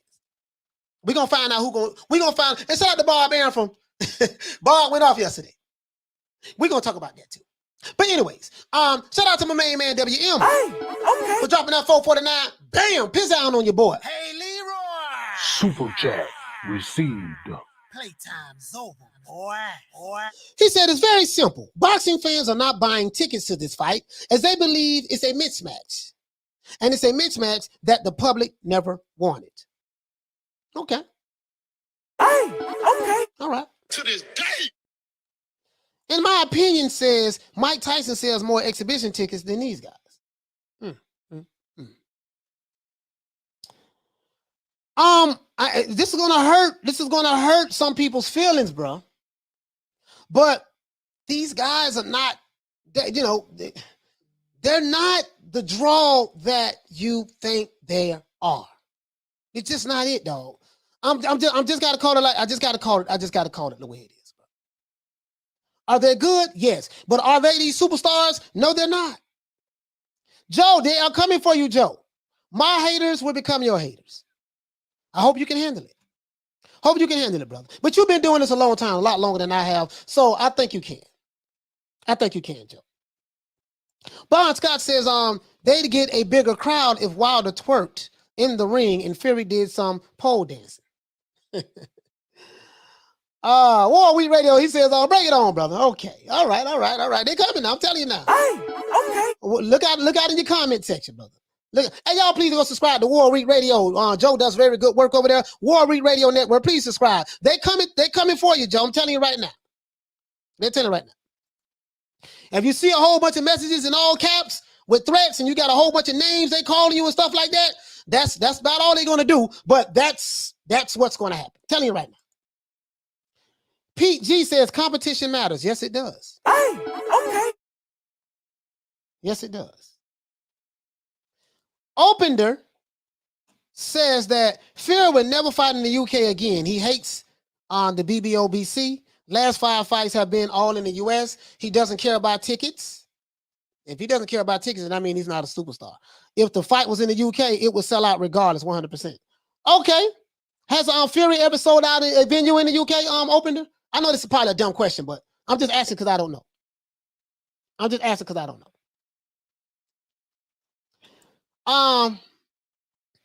Let's see. He said Carl Frampton sold more tickets than Tank ever could. Oh, y'all talking about Tank and Carl Frampton. Okay. Shout out to Retro Boxing. He said they are not the draw that these crazy fans think they are. Hey, blood boy, they coming after you, boy. Hey, listen. All of my trolls, haters, and detractors, please do not attack War Week Radio Network, and please do not attack my brother, Retro Boxing Documentaries. Please come over here. You know, I have a home for haters. I have a home for trolls. I have a home for narrative pushing channel. I have a home for you guys. Do come to me. You know, Coach Malachi, well, you know I love you guys. You know that. You know that, right? He said, Coach, what about Bob Father? He said, what about the Bob Father? Looked like he was about to throw some punches yesterday. Oh, the Bob Father's finna throw some hands. He's 90 years old. It might take 20 years for the punch to get there, but Bob still got a little spunk in him. Shout out to my man Rider of the Storm. Hey, okay. For dropping that quarter of a bam dub on your boy. Hey, Leroy. Super chat received. Playtime's over, boy. There's a lot. There's a lot of stuff that I can talk about, guys. There's especially that Blood broke down. Blood did an excellent breakdown on here, right, with this fight. Retro Boxing and Documentaries. He did a. Please subscribe to his channel, Blood Boxing, right here. Please subscribe to Blood Boxing channel. He did a hell of a. He did a hell of a breakdown on this, right? He kind of held back a little bit, but he did a hell of a breakdown, and I don't want to just relitigate what Wilder said about cheating and this and that, yada, yada. Just to give you guys the gist of it, Wilder didn't, he just said he believed it. That's it. Jay Deas didn't say nothing. When Fury called him out, said he was in the locker room, he would have been in on it too. Wilder took up for the Jay Deas and defended him, and that's it. And he said that he fired Mark Breland because he was a disloyal employee. Because he shouldn't have threw the towel in. He didn't say he fired him because he spiked the water bottle with muscle relaxants. But I'm just saying, it's a whole lot of minutia that I can unpack with this, guys. Like literally, I can make a 20-part I can make a 20-part series just on this press conference alone. And on this 2 hour and 24-minute press conference, I can do a 20-part mini series on this press conference alone. But a lot of the stuff you don't heard before, and I ain't just want to keep getting into it. 2 days is gonna be a fight. It don't matter. But these guys are not who their fans, supporters say they are. I'm just being honest with you. He says, nope. Open says nope, but it's tough to gauge since he hasn't fought in the UK for a long time. During that time, stadium fights became popular thanks to Groves. Okay. Dan says, Fury, Chisora sold out. Okay. Okay. Yeah, I didn't know. I'm asking because I don't know. He said that ring girl though. Yeah, that ring girl. Okay. Shout out to Jawan. He says, they sold 1 million views last fight, according to Aaron. That's a draw, in my opinion. No, they did not sell 1 million views. They didn't sell 1 million views. Not from what they showed out there not from what they showed out there on the public record. ESPN said that they lost in that last fight. But but that's the but we're talking about the actual fight. The fight from a sellout standpoint. That fight didn't sell out. The last fight didn't sell out. So we're talking about just from a live gate standpoint, Jawan, to be fair, my brother. We're talking about just from a live gate standpoint. We're talking about from a live gate standpoint. Lady Shan says Fury Chisora didn't completely sell out. Okay. Austin Manic says that Fury Chisora sold out. How many? William says that he has never sold out in the UK. Okay. George Cadd says the last fight was such a beatdown, nobody wants to see it. Even Bernard Hopkins said there is no interest. Too one-sided. Plus, everyone has already moved on to Fury and AJ. Fat Apple says the Barfather probably got a 12-inch in his pocket. Hector says, Coach, are you going live Saturday on the fight? Yes, I am. Watch party. Yes, I am. We going live. We going live. We going live. Jawan says I'm late, Coach. Shout out to my brother Jawan. Yeah. Salute to my brother. Hey, okay. If you're new to the channel, please subscribe and hit the like button. We got 258 people watching. Please, if you're new to the channel, please subscribe and hit the like button for the old boy. It helps the old boy out. Let's see. Okay. Fury.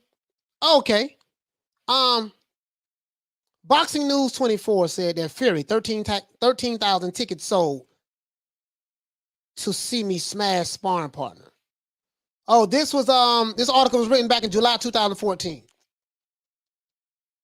This is how many tickets were sold between Tyson Fury and Derek Chisora when Tyson Fury was 22-0.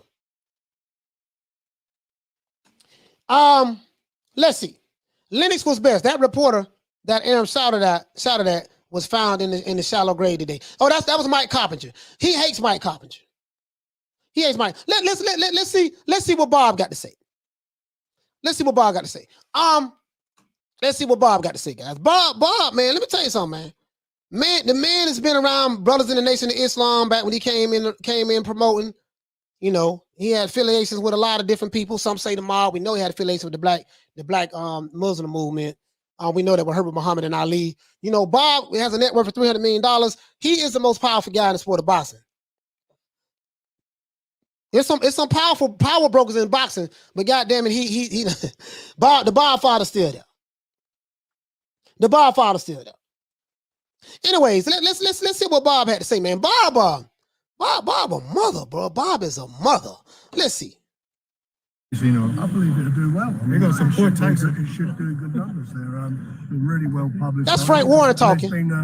You know, there's a lot of uncertainty about this fight because Tyson has everything to lose and nothing to gain. Right. Okay. For me, beaten twice. That's old fish eyes. That's old fish eyes talking.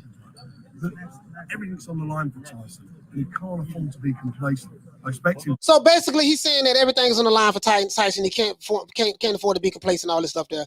I want to hear Bob Arum talk. Then you got Tyson Fury talking. The reason why I won't even play what Tyson Fury saying, guys, because we know it's the same old. He's going to do this. He's going to do that. Yada yada yada. More than likely, Wilder went to the Alphabet Boy channels and he did his interviews with them and went on the circuit and he went on the Chitlin circuit and did his interviews with them and they riled up, but goddamn it, it ain't translating into dollars. And I'm gonna be honest with you guys, boy. If I can show get the hookup for the old Lanky Link, I'm gonna get it. I'm just be honest with you, boy. If I can show get the hookup. Shout out to Antonio Sanchez for dropping that quarter of a bam dub on your boy. Hey, Leroy. Super chat received. Playtime's over, boy. Antonio says Wilder might just play around and embarrass Fury Saturday night, then knock him the F out. Great show as always. Shout out to my brother Antonio, man. Antonio, guess what? We're gonna find out Saturday who is who. We're gonna find out. You said Arsenal Manning says is he Jewish? Yeah, his religion is I think his religion is of the Jewish faith. I think so. I'm not sure. I think it is though. Alex Soto said they should have called Don King to promote the fight. Bro, listen, you can say what you want to say about Don King. Don knows how to sell a fight. None of these promoters got anything on Don King. We know that, right? None of these promoters have a thing on Don King. So this is just Tyson Fury talking, guys. I know you guys probably saw the press conference anyways. You know, again, I can go on and on about this. This is Mauricio Suleiman. They asked Mauricio Suleiman questions, right? Did he, you know, I don't know exactly what he said because I wasn't even really paying attention to Mauricio Suleiman because the guy lies so much. He's a hustler. He's a hustler. Joe Lewis says, Coach, people would have showed up to this fight, but Canelo fighting in the same city in less than a month. Yeah, but Joe Lewis, you get what I'm saying though, brother? Like, I hear what you're saying, but one thing I know about people, when you are a draw of a certain magnitude, they're going to come out regardless. People will find the money to buy and support you. That's what they're going to do. You get what I'm saying? So I'm just, you know, this ain't, you know, it's not what people, it's not what people say it is. Like, bro, I miss Don King. All jokes aside, was Don King a crook? Yes, he was. Bro, I got receipts right here. I got receipts right here in this book. I read a lot of books, guys. I read a lot of books. I'm almost finished with this book. This book right here, guys. This book right here. As a matter of fact, let me move this. This book right here, The Untold Crimes of Don King, The Shame of American Boxing in America. This book has receipts on top of receipts on top of receipts on top of receipts. It breaks down all the tricks of the trade. And it tells everything from primary sources, not secondhand sources, but primary sources. Not meaning directly from the source's mouth, except Don King. Because Don King did not want to participate in the making of this book. That came out years ago. And they made a movie that was based on this book called Only in America that was played by the actor Vin Rames. I think in the 90s, something like that, right? But Don King know how to sell a fight. Literally. He know how to make you a star. So I just don't, you know, all I'm saying, guys, is this. There's no way that a heavyweight champion in America, especially an ex-heavyweight champion like Deontay Wilder, he defended his title 10 times. Successfully. He's defending his title 10 times. And if he's as big as a megastar as his fans say they are, we should not still be having tickets left for this seat, for to see this fight. That's all I'm saying. Is that a knock on him? No. But the reality of the situation is he's not what they are hyping him up to be from a star standpoint, from a selling out venue standpoint. Is he talented? Hell yeah, he's very talented. But I'm just calling it like it is. Now, I know I will be called a hater. I know that I will be called a coon, Uncle Tom sellout. That's fine. I love it. Bring it on over here every day. That's fine. That's fine. But Joe hit the nail right on the head. Joe, you hit the nail right on the head. He said, Coach, let's be honest. The majority of Latinos is going to prefer to show up to Canelo's fighting in Wilder and Fury. But Joe, what about the blacks? Forget the Latinos. Forget the Latinos, right, Joe? What about black people? In order for me, Joe, to run with what you're saying, right? And I hear what you're saying, brother. So let's forget the Latinos, right? Let's forget the Latinos for a minute. Wilder has so basically Wilder don't have any Latino fans. I'm pretty sure there's a lot of Latino fans who are fans of Wilder. Wilder have white American fans. I'm pretty sure he does, right? And Wilder has black American fans, right? So I hear what you're saying, right? But he has a diverse group of fans. These fans are not buying, you know, that doesn't make sense to me. You get what I'm saying, Joe? You get what I'm saying? And Canelo doesn't have just Mexican, Latinos who buy his tickets. Canelo have black people who buy his tickets. He have white people who buy his tickets. He has other races and nationalities who buy his tickets. Asians. You see what I'm saying? So, in my opinion, says if 0 Mexicans went to the Canelo fight, he would still sell out. Steve says maybe the Wilder fans rather wait till the next morning and watch it on YouTube. PBC didn't help promote the fight at all, especially since Wilder should be one of their main stars. They've been promoted on social media. You see what I'm saying? Williams says King gave us the fights we wanted. Yes, he did. Don King did that, baby boy. You can say what you want to say about Don King. Was he a crook? Yes, he was. Was he a thief? Yes, he was. Was he a slam ball? Yes, he was. He was all of that. And I'm not saying this because he's black. I'm saying this because of the receipts. Documentation. Receipts of lawsuits from fighters who have fought for Don King. The books, so to speak. Some people have a problem with receipts, especially when it doesn't fit the narrative. But that's neither here nor there. Exodus is good to say, Coach, why didn't Florida have this issue? You are either a superstar or you are not. Simple as that. That's facts. That's facts. That's facts. Pugilism says fans from Arizona, California to Vegas who hit up Vegas on the weekends will show up. They just cop those tickets last minute when the prices drop. Okay. So my next question is this. So what you're saying is when it comes to Wilder and Fury, fans wait till the tickets drop to buy the tickets. But when it comes to Canelo, they don't wait till the tickets drop to buy the tickets. They buy immediately. Okay. So that supports what Joe is saying. Let's see. I want to address the chat, guys. I want to address the chat. John Doe, what's up, brother? He said the fight has been promoted on Fox pretty heavily, actually. Let's see. Joe B says that as soon as them alphabet fools compare Wilder to Ali, I was done with that. I was done with that fool in the alphabet boy. Oh, you're talking about Malik Scott. Malik Scott is he's having psychological surgery on his fighter right now. That's what he's doing. John Doe says the black people would rather watch Tank KO Mario Barrios. Real talk. Listen, bro. I'm telling you, Shelton was there. They said Tank sold out. What? Let me look up what that is. I don't know the name of the stadium, guys. Is that the Georgia Dome?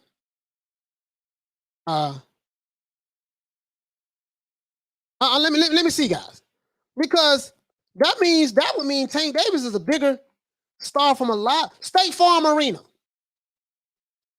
State Farm is that Mercedes-Benz Arena? Which one it is? Oh, it's a 100% buys. Yeah, Mercedes-Benz Arena, Atlanta, Georgia. How many? Yeah, Mercedes-Benz Arena. Let's see. Let's look at this, guys. I want to see. I want to see something because I know the brother said 17,000. Mercedes-Benz Arena, right?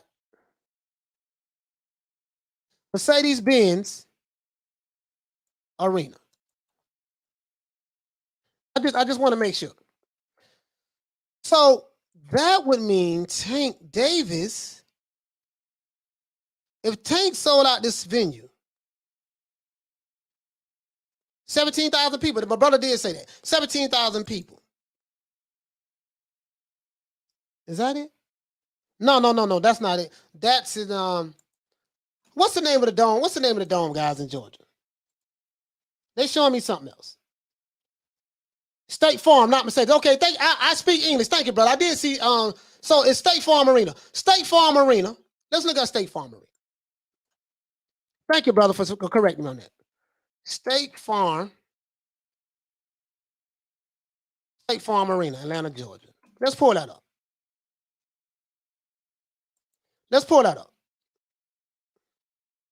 What's their capacity?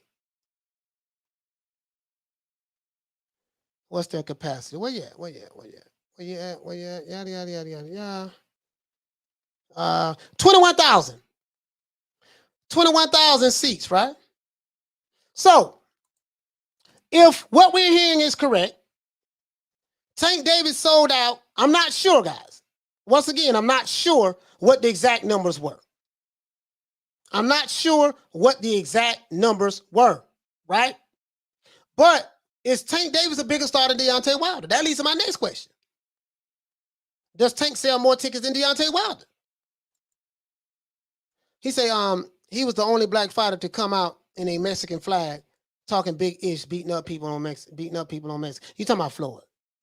Philip Fly says the truth is people don't want to see Wilder's garbage boxing style. It was fun at first, but now they're tired. I don't Philip Fly. I won't say Wilder's style is garbage. You know, he's a knockout artist. He's a knockout artist. He's a knockout artist. I got to give him that. Now, the level of competition, you can put that under scrutiny, right? But he knocked out the guys who was in front of him. So I think they do, they do, and it's a heavyweight division too, Philly Fly. So people do like knockouts in the heavyweight division. Say, trust me, if Wilder fought in Atlanta or any city in the South, it would sell out, especially a fight of this magnitude. So the question is, if you're so sure about that T Thorough, then you know what, my brother, the PBC should know that. If they know like you know. ESPN should have known that. You see what I'm saying? They should have said, you know what, let's take this fight to Atlanta. It'll sell out. You get what I'm saying? Coach's show, Dry Race Boy. He said Tank's fights at State Farm where the Hawks play, not the Falcons. Okay, the Hawks, Falcons. I don't really watch sports like that. So, but thank you for correcting me. I don't watch TV, guys, so you guys know more than what I saw. So he says 16,570 tickets sold, Tank Barrios. Okay.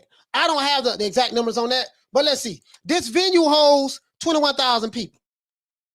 So Tank didn't sell it out. If those numbers are correct, again, I cannot confirm and I have not done any research on it. When I do research, I like to go to the primary source of information, and then I like to cross-reference it with other sources of information. I don't do confirmation bias.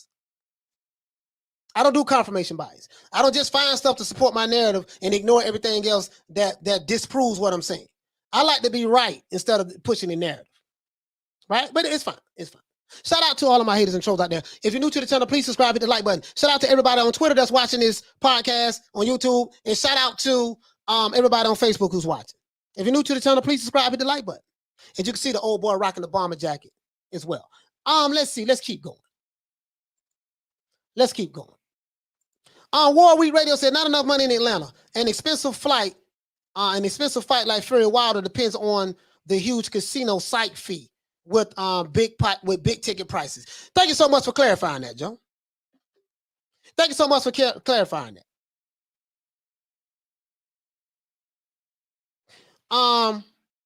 Let's see. He says, you think Fury will fight him in the South? I mean, I don't know. I don't know. You know what? Again, I think Joe kind of cleared that up on my brother, in my opinion, as it relates to the business behind why this fight has been held in Vegas versus Atlanta. Not enough money in Atlanta. Now, some people will argue that up and down, Joe. Some people will argue that up and down. But you saying that the fight is so expensive, But if Wilder can bring the stars out, because you got a lot of black celebrities and stuff like, if he can bring the stars out, I don't know, Joe. Some people may well argue with you on it. He say if he was that exciting, he would sell out. I find Tank and Crawford more exciting. Okay. If you're new to the channel, please subscribe, hit the like button. Shout out to Puro Sur Central. What's going on, my brother? Eric Lockett says Wilder can't be too horrible of a fighter. He won the medal in the U.S. Olympics. Yeah, Eric, I think I'm not sure. I heard that he tied for third place to win the bronze medal. So he won it. He shared it with someone else. Well, I mean, which is pretty good if you consider that he just started picking up boxing at 20 years old, which is pretty good. You see what I'm saying? He said Wilder does have some fans. The Wilder sexuals is his little racist cult. Okay. William Hilliam says that Josh Warrington can sell 30,000 in Tank, and 30,000 in Tank. Wilder or Fury can't do that. Fact. Okay. Pawnbroker said Wilder fans are hard to find at the moment. Odd. Yeah. This is very interesting. War Week Radio said he said that would be wrong. No city in the U.S. can compete with the big casino site fees in Vegas. Valid point, Joe. I don't like to deal with. See, this is the type of person I am, guys. When you're dealing with logic, When you talk to me, right? You know, are you trying to appeal to my intellect or are you trying to appeal to my emotions? What do I mean by that, and what does that have to do with this fight? When you hear Tyson Fury talking trash and Wilder talking trash, you know, it appeals to the fans' emotions, right? And then the fans and the fanboys and the people who are watching, depending on how good the person sold the fight from a trash talking standpoint, we make decisions based on how we feel. I feel that Wilder's going to knock Tyson Fury out. I feel that Fury is going to knock Wilder out. It's all based on how you feel. Those are emotions, right? Then when you break it down from an intellectual standpoint, when you try to appeal to my intellect, now you say that you're going to have to break down to me why you feel that way. And then you go to looking at the tangibles of each fighter, the pros and the cons, how you see it from a boxing standpoint. You see what I'm saying? Now you appealing to my intellect. But if you say, oh, that MF cheated, and yada, yada, yada, and you're a coon, you're a sellout, you're a Tom, and F you, and we gonna do this, bomb squad, and yada, yada, yada, there's only one Tyson Fury, and yada. If you do that, that's rah-rah, that's you trying to appeal to my emotions. Right? That's what that is. So, and I get it. This is very emotional. In my opinion, says you are making it uncomfortable for the fanboys. Oh man, my opinion. I appreciate that, brother. Hey, okay. Shout out to the fanboys. What? I say shout out to the fanboys. Yeah. I say shout out to the fanboys. To this day. True. Really though. Let's see, man. So, anyways, guys, Sammy Ali, what's going on, fam? What's going on? What's happening? So all I'm saying is this here, guys. Some of these guys, we have a fight coming up. Now, I'm not going to lie to you. I'm going to give you guys my prediction tomorrow. You can't take nothing from a press conference, in my opinion. Because at the end of the day, the press conference, they're not going to fight each other talking on the microphone. Whichever fighter is able to execute their game plan and impose their will on their opponent is going to be the one that wins the fight. I am going to try my best to make an objective, unbiased prediction for this fight tomorrow. As you guys know, I'm not a fanboy of Wilder nor Fury. You guys know this. My guy lost. Anthony Joshua lost. He got beat by Usyk. Period. We know that. That's facts. He got beat by Usyk, right? So, I don't have a dog in the race. Right? I don't have a dog in the race. But I ask these questions because when you tell me that these guys are mega this and super that, it doesn't line up with the numbers. If the venues ain't selling out, if you are, and I can give 1,000 examples. Forget Floyd Mayweather. Let's throw Floyd out of the window. I can give 1,000 examples, bro. Just different examples. A star is a star is a star is a star. No, Leonard Elby says all the time, you know, Tank Davis is a superstar. He's a star. He's a pay-per-view star. And according to Leonard Elby, based on their numbers, because I think they paid Tank like $1 million up front. I think it's the last fight, he got paid $1 million up front. And Mario Barrios got paid $500,000 up front. So that's $1.5 million they paid to the fighters. And then they got the rest on the back end on the strength of the pay-per-view numbers, right? So when you have a low investment, you do not have to sell many pay-per-views in order to turn a profit. But when you have a high investment, let's say you pay a fighter $40 million and you pay another fighter $10 million. So you have $50 million to PBC. You have $50 million allegedly tied up into paying Canelo Alvarez and Caleb Plant. So that means that in order for the PBC and Fox to make a profit, they will have to sell a hell of a lot more pay-per-views than Leonard Elby will have to sell selling Tank, who when you pay these fighters $1.5 million. I hope that's clear, guys. Hey, okay. Shout out to Y2K for dropping that quarter of a bam dub on your boy. Hey, Leroy. Super chat received. Playtime's over, boy. Wilder can't box. He hasn't tried his new style against a real opponent. Saturday ain't the day to be testing a new style. He's in trouble. There's a true story that Muhammad Ali said, guys. Muhammad Ali, when he fought Chuck Wepner and when he fought George Foreman. But when he fought Chuck Wepner, right, as you know, the movie Rocky, was based on Chuck Wepner knocking down Muhammad Ali, stepped on his foot, hit him in the chest, and knocked him down. Documented. Muhammad Ali got mad as hell, beat the brakes off Chuck Wepner, stopped him in the 15th round. When he was promoting that fight, he says, Muhammad Ali got paid $1.5 million. Don King sold this fight as the Great White Hope. I have the receipts right here. Like, this is documented. This is not fiction. These are facts coming from primary sources. But that information is out there anyways. Don King was promoting the fight, the Great White Hope. Don King been a race hustle now when he came into sport of boxing. He been a race hustle. That's how he would have done it. That's how he would have done this fight, right? So anyways, neither here nor there. Muhammad Ali says, Chuck Wepner, you got 2 chances to win this fight. Slim and none. And Slim just left the building. I got that Ali was above. He said, manage your emotions. God did not create us to be managed by our emotions. Only babies are controlled by emotions. Human beings, man, we are emotional creatures, brother. We are emotional creatures.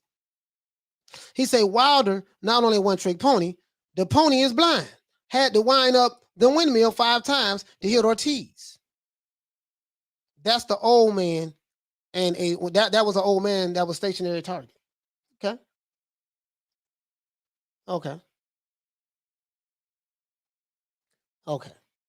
Let's see. Nick Rich says, my prediction is that Wilder drop all of the training by Malik Scott and would try to windmill his way to a victory. Some people are saying it. Sammy Ali said, coach is a good salesman. What's going on? Shout out to Sammy Ali. Hey, okay. But you get what I'm saying though, guys. You get what I'm saying. So when you put up a lot of upfront money for a fight, guys,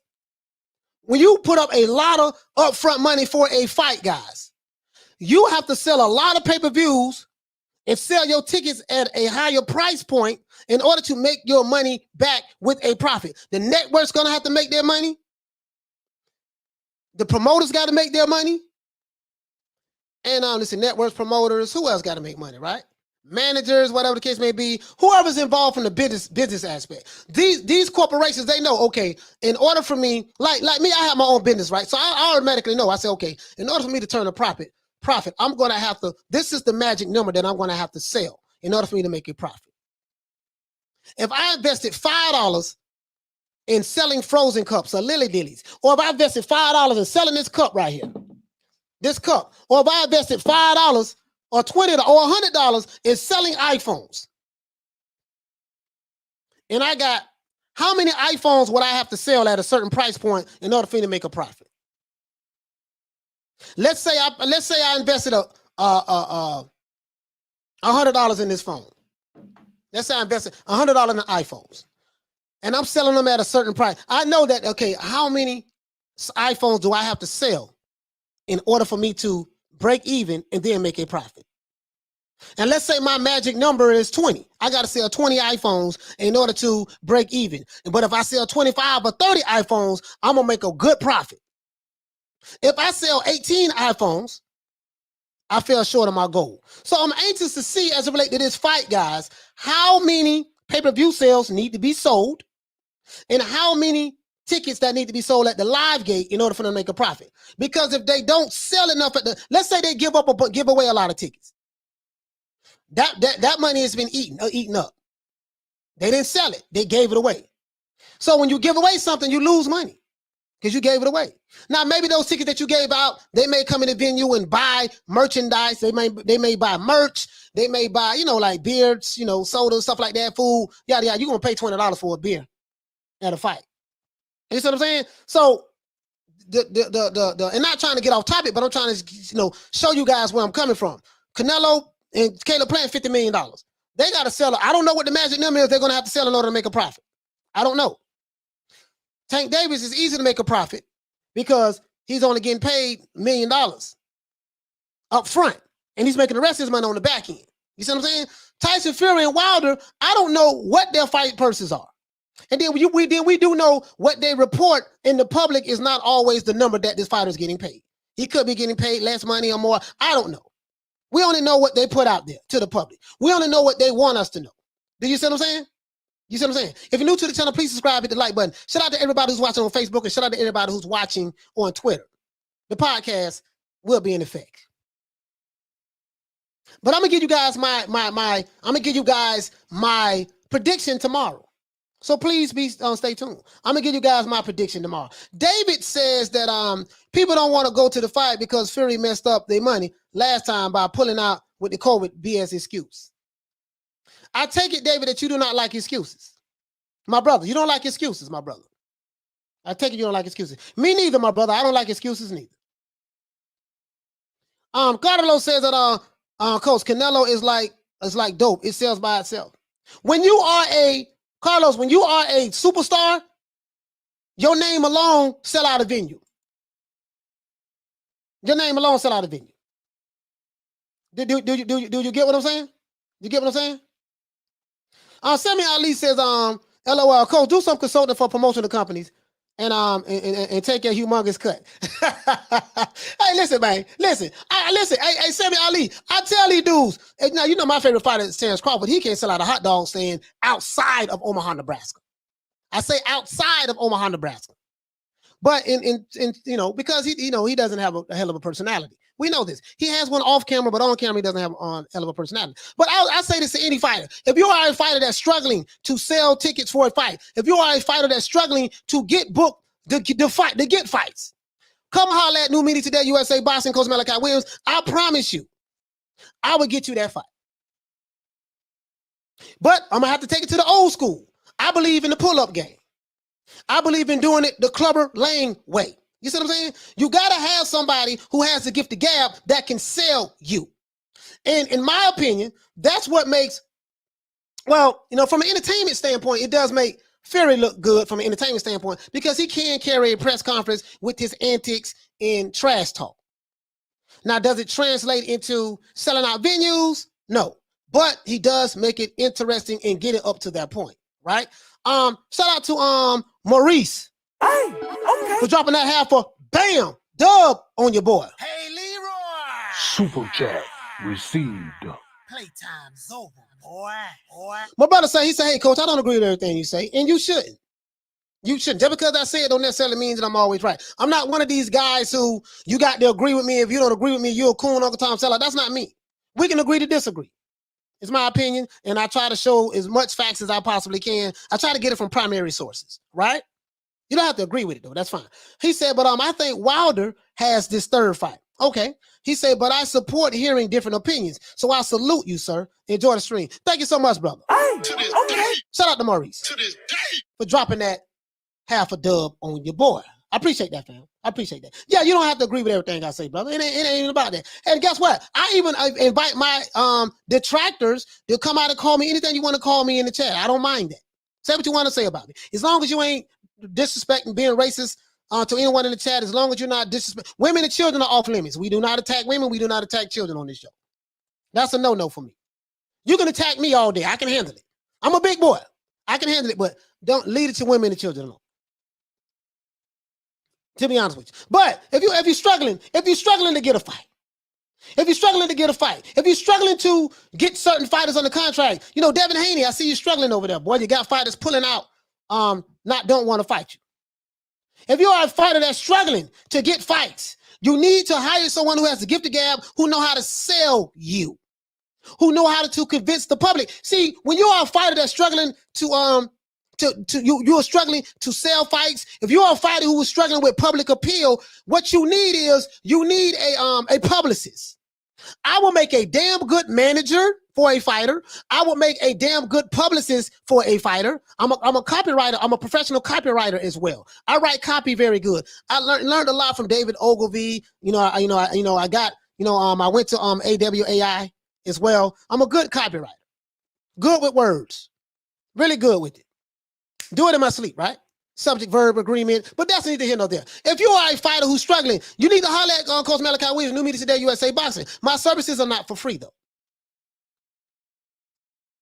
I can sell salt to the sea. I can sell sunlight to the sun. I can sell ice cubes to a polar bear in the middle of Antarctica. I'm saying when I lock in and focus, I'm going to do all the research I need to do. I'm gonna display the area. I'm gonna survey the area, and I'm gonna get with some of the best in the area when it comes to marketing, and we're gonna make it do what it do. You need someone who can articulate and make you appealing to the public. You need someone who know how to sell you to the public. If you are a quiet, laid-back fighter, if you don't have people who just automatically love you and rock with you, you're gonna have to know how to sell yourself to the public. What's the name? Don King understood that. This guy right here knew how to sell his services to the public. That guy right there. Was he a crook? Yes. Was he a slime ball? Yes. Was he a thief? Yes. But was he a hell of a salesman? He was one of the best on the planet. He said, I want Coach to be my Leonard Ellaby, but better. I'm telling you, dog. You're going to have someone with public relations who know how to talk for you. Who know how to talk for you. I promise you, you having trouble getting that fight, holla at your boy. We going to get that fight. I'm pulling up. Listen, this all I need. If you hire me, you're going to have to give me a budget outside of the fee that I'm going to charge for me to work for you.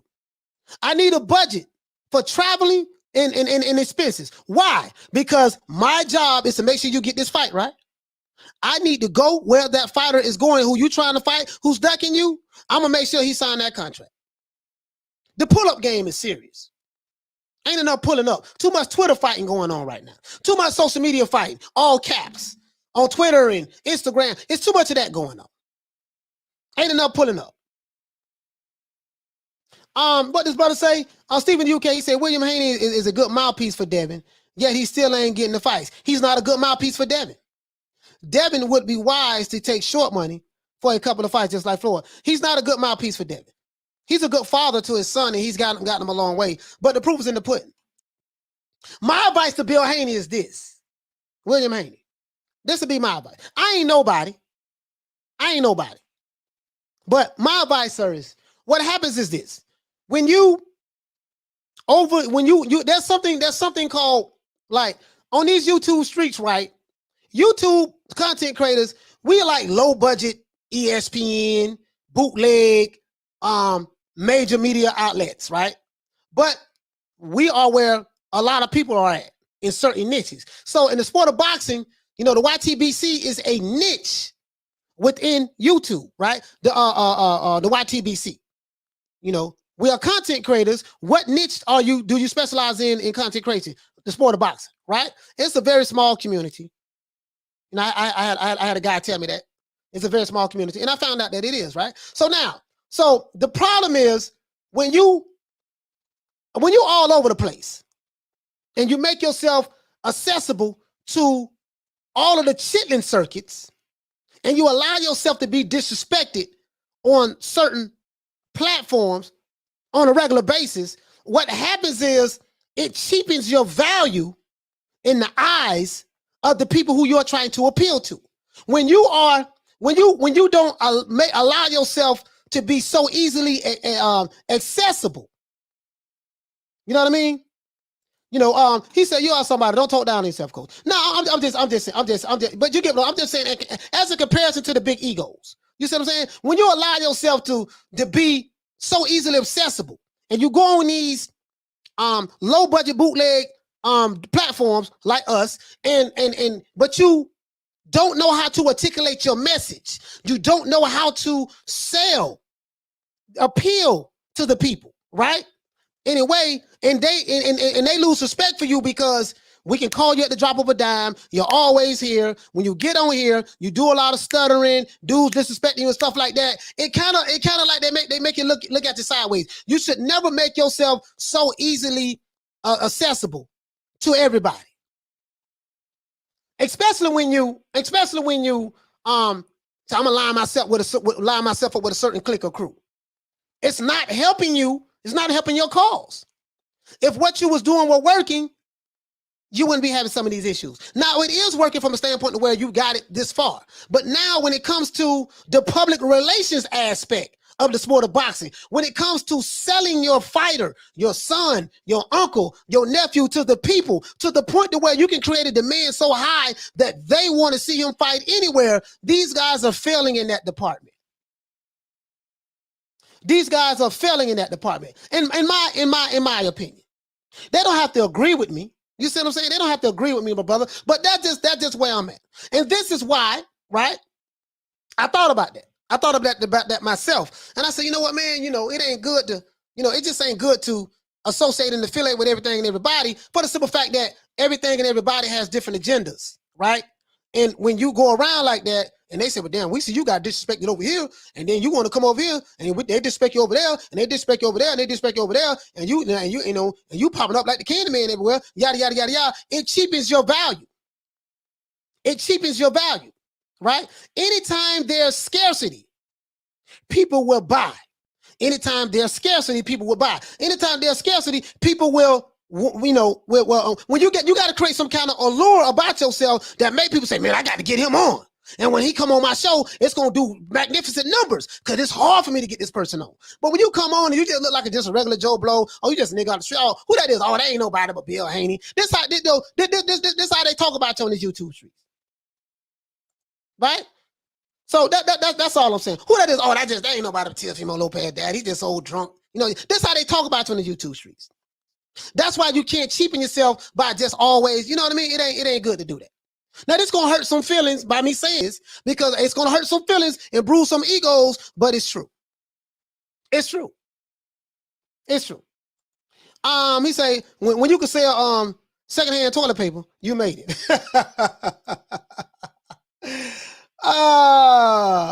He say, Coach, you just violated someone specific. That's just my take on it. That's just my take on it. I ain't saying you got to agree, right? I know I'm gonna be labeled a hater, a coon, a sellout. I don't like that nigga. Well, I get all that. I get all that. And this part for the course, I can handle it. To this day, I can handle it. Trust me. I'm a big boy. I can handle it, right? I understand. I get that. My advice for Haney is to stop chasing Ryan. He's an Instagram model. Yes, Ryan Garcia is an Instagram model. I like Ryan Garcia, but he's an Instagram model at this point, right? Coach Wilder and loads of other fighters need you buy the sounds of what you would do for them. But they won't holler, you boss. He said they won't holler, you boss. So let them not sell. Listen, I'm not gonna lie. Kathy W, I am the most hated boxing content creator on YouTube. They hate me. They go to bed thinking about me. They hate me with a passion. So I'm not the most popular guy out here. To be fair, as my brother and sisters from the UK will say, to be fair, I'm not. It's true. It's true. It's certain guys in certain camps and cliques, they are associated with certain camps and cliques, and I get it. I'm a no-fly zone. It's a no-fly zone over here for me, right? The word has went out. Whatever you do, you better not get caught on that dude channel. We better not see you in the chat. We better not see you on this platform. So there's a no-fly zone for me. It's an written rule on these YTB streets not to mess with Coach Malachi Williams, and not to mess with Coach Malachi Williams, and understandably so. I get it. There's nothing wrong with that. I get it. Because I'm not going to push the narrative. I'm not going to cap for nobody. I'm going to tell it like it is. And I cannot be controlled. He said, Coach, I love that person who you just violated. It hurts. I got to call it the way I see it, dog. I got to call it the way I see it. Somebody got to be willing to stand up and stand up for what it is. Somebody got to be willing to do it. I'm the one that's willing to get out there on the front line and take all the shots. I'm willing to do that. Right. He say, don't even be knowing them too. You see what I'm saying? You just can't be doing that, dog. Going in it. Bro, it's like, listen, it's like a man. It's like a woman. For the women that's in the audience, right? It's like, for the women in the audience, you don't want a man who just throwing the D everywhere. Every time you turn around, he with all these. No woman wants a man that everybody else don't have. No man wants a woman that everybody else don't have. Oh man, everybody done ran through her, man. She don't be with everybody. Well, on the YTBC streets, when you are a mouthpiece for a particular fighter, a dad or whatever the case may be, when you go everywhere where people just disrespect you, talking bad about you, and they see through the flim-flam and the buffoonery, it make you look bad. It make you look bad, dog. It just do. And the one thing about me, I am never going to conform to anyone else's platform. I can't do it. I'm never going to do that, guys. I'm never going to do that. I can't do that, guys. That's why I say I'm standing on the island by myself. I can't do it, guys. I just can't do it. You'll probably never see me get an interview with Bob Arum. That'll probably never happen. We know we ain't gonna get Al Hammond. And you'll probably never see me get an interview with a lot of fighters. I say the stuff that people won't afraid to say. Right? I gotta say it. I gotta say it. And I say it with a straight face, I be dead ass serious. Now I do a lot of sarcasm. I'm a very sarcastic person. As you guys can know, I am a professional sarcastic individual. A professional. On a scale of 1 to 10, I'm a 15. You don't know if I'm joking, or you don't know if I'm being serious or being sarcastic. I did a sarcasm show about, was that yesterday or 2 days ago? About 2 days ago, right? I had dudes who was down, been subscribed to me for a while, they was going off on me. And they told me, you don't understand Tyson Fury's sarcasm when you said that he confessed to he cheated Deontay Wilder. Coming from the very same people who do not understand that I was being sarcastic. I can't make this up. Well, you know my saying, guys, if you didn't have a double standard, you wouldn't have a standard at all. It is what it is, though. Arlette, the Queen Arlette. Salute to the Queen Arlette. Hey, okay. Teofimo Lopez Sr. and Bill Haney always get cussed out. Angel Garcia always get cussed out on YTV. The people, they don't have respect for you. They don't have respect for you. Shout out to my brother Roberto Entertainment. He said, good job, champ. Hey, okay. Shout out to my brother Roberto Entertainment. My main man, DC in the house. DC do not play. He say, Jams, yes. We call that fight the duck off. Fat Apple says that, Coach, do you notice Wilder, since his law doesn't say saying, speak it, believe it, receive it anymore? No, I think he said it. He doesn't say it as much, but I think he said it a couple times. Sammy Ali said, where's my wrench, Coach? I had to take away a lot of the wrenches, guys. There was a lot of politics with the wrenches. That's why I took it away. There was nothing personal about anyone being taken a wrench. It's just too much politics about it with it, guys. And I really don't want to get into it. If you rock with me, I hope it's not based on the wrench. That's all I'm saying. I had 1 million moderators. I had like 30 moderators, dog. So I just selectively would just get rid of wrenches and just kept, it just kept certain people. That's it. Nothing personal. But you get what I'm saying, though. You get what I'm saying, guys. So that's what it is, guys. That's what, and this is the thing. Stephen UK, Coach sarcastic? No. He said them guys just say fighters dad. That's it. Just fighters dads. And listen, you gotta love and respect Teofimo Sr. and Bill Haney, because you gotta love and respect from a father's standpoint. They was there for their children, and they helped make their children start to where they at now. You gotta respect it. Now, me being a father, I love that. I love that. You gotta respect it. I love it and respect it, dog. I'm just being honest with you. You see what I'm saying? But bruh, when you make yourself readily available, when you cheapen yourself. See, listen, when you are a millionaire, guys, and you making money like that, you can't still be going down to the corner, hanging out with Pookie and Ray and them, shooting dice and all that stuff there. They're gonna be like, oh, that nigga ain't nobody. That's such and such. He was just over here yesterday shooting dice. You have to make yourself exclusive. You see what I'm saying? You got to make it to where when you pull up, there's excitement. Oh, what's the name finna come on? Oh my God, let's put it out there, and everybody gonna come watch you. When they look at you like a $2 trick on the YouTube streets, it's a problem. You're not connecting with the people. You might be connected with certain YouTube channels who you may be paying, or who may pledge their allegiance to you, and they're gonna get on their cap for you. But guess what? Obviously, they're losing the information war, because it's not translating into dollars for you. It's not translating into sales. It's not translating into you becoming more popular with the people. That's the problem. I gotta call it the way I see it. And again, with me, guys, right? He say, Coach, can I be your friend? Nobody loves you. I love being the bad guy. I ain't gonna lie. I love being the bad guy. Being the bad guy is fun.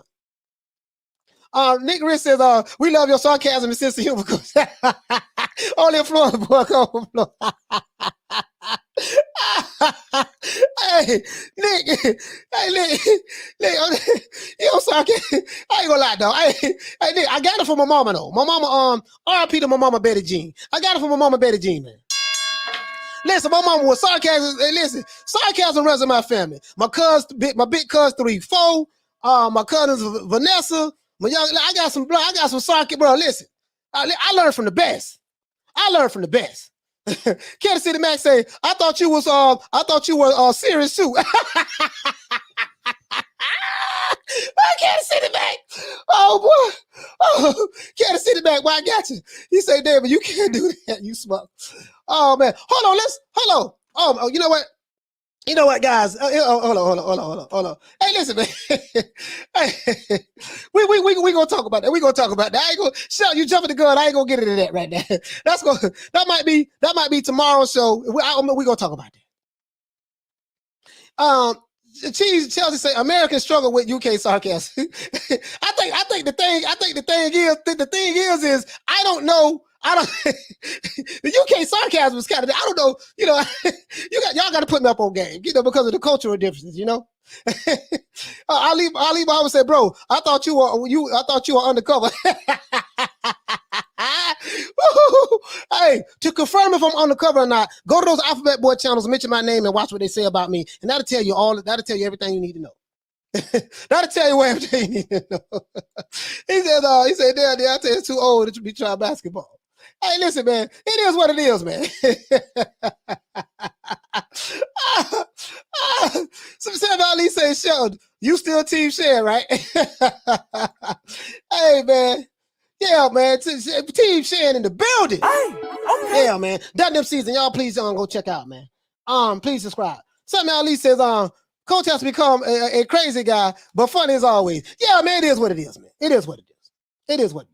I love it. And shout out to the guys who are, listen, hold on, guys in the chat. I'm not talking to you. Shout out to my haters and detractors. I love you guys. Shout out to the mighty LDBC. I love you guys. I know that I'm not the most favorite amongst you guys. And I know that the pro narrative channels, with certain fighters, I know I'm not the most popular. And I know you guys hate me. And I know you guys call me cool Uncle Tom Sellout. And I know you guys say a whole lot of stuff about me. Listen, I love you guys. I really do. Please hit the like button, share, and subscribe to the YouTube channel. If you're new to the channel, please hit the like button, share, and subscribe. I really appreciate that, guys. I love these guys. I'm going to tell you something, because I don't take it personal. I don't take it personal. I really do. I don't take it personal. But Bill Haney, holla at your boy. Not because I'm a D-Roger, because we don't do no D-Riding in Florida. We don't do that. But your name looking bad on these YouTube streets. They're talking bad about your dog. T.O.'s dad. Name looking bad out here. They talking bad about your dog. And it shouldn't matter to you because you guys are millionaires. It's no problem. But I'm saying, the public relations, the public relations department, you're lacking in the public relations department, right? You're lacking there. So just figure out a way how you can convey your message and make it connect to the public the right way. Do not parade yourselves around or whore yourself around the YouTube streets because it makes you look bad. You have to always be like, don't be so easily accessible at the drop of a dime to the chitlin circuit. You see what I'm saying? I'm not saying don't work I'm not saying don't go on the chitlin circuit, but you have to know how to play the game, right? And you guys are probably a little too old and you don't understand how the game is played as it relates to the public relations department on the chitlin circuit. When they start disrespecting you on the panels, your message is not coming through. That's all I'm saying. That's all I'm saying. Now, I know that I may be white-balled or black-balled, and that's fine. That's fine. That's fine. But anyways, I love you guys anyways. That's just my advice. That's just my advice. Other than that, man, that's it. That's boy Coach Malachi Williams. Please hit the like button, share, and subscribe. And we're going to give everybody a shout out, OJ Juman style. Shout out to the Queen Arlette. Hey, okay. Shout out to DJ Black Charm. Hey, okay. Oh, we're gonna have a damn good show tomorrow. I got something set up already. The receipts will be here.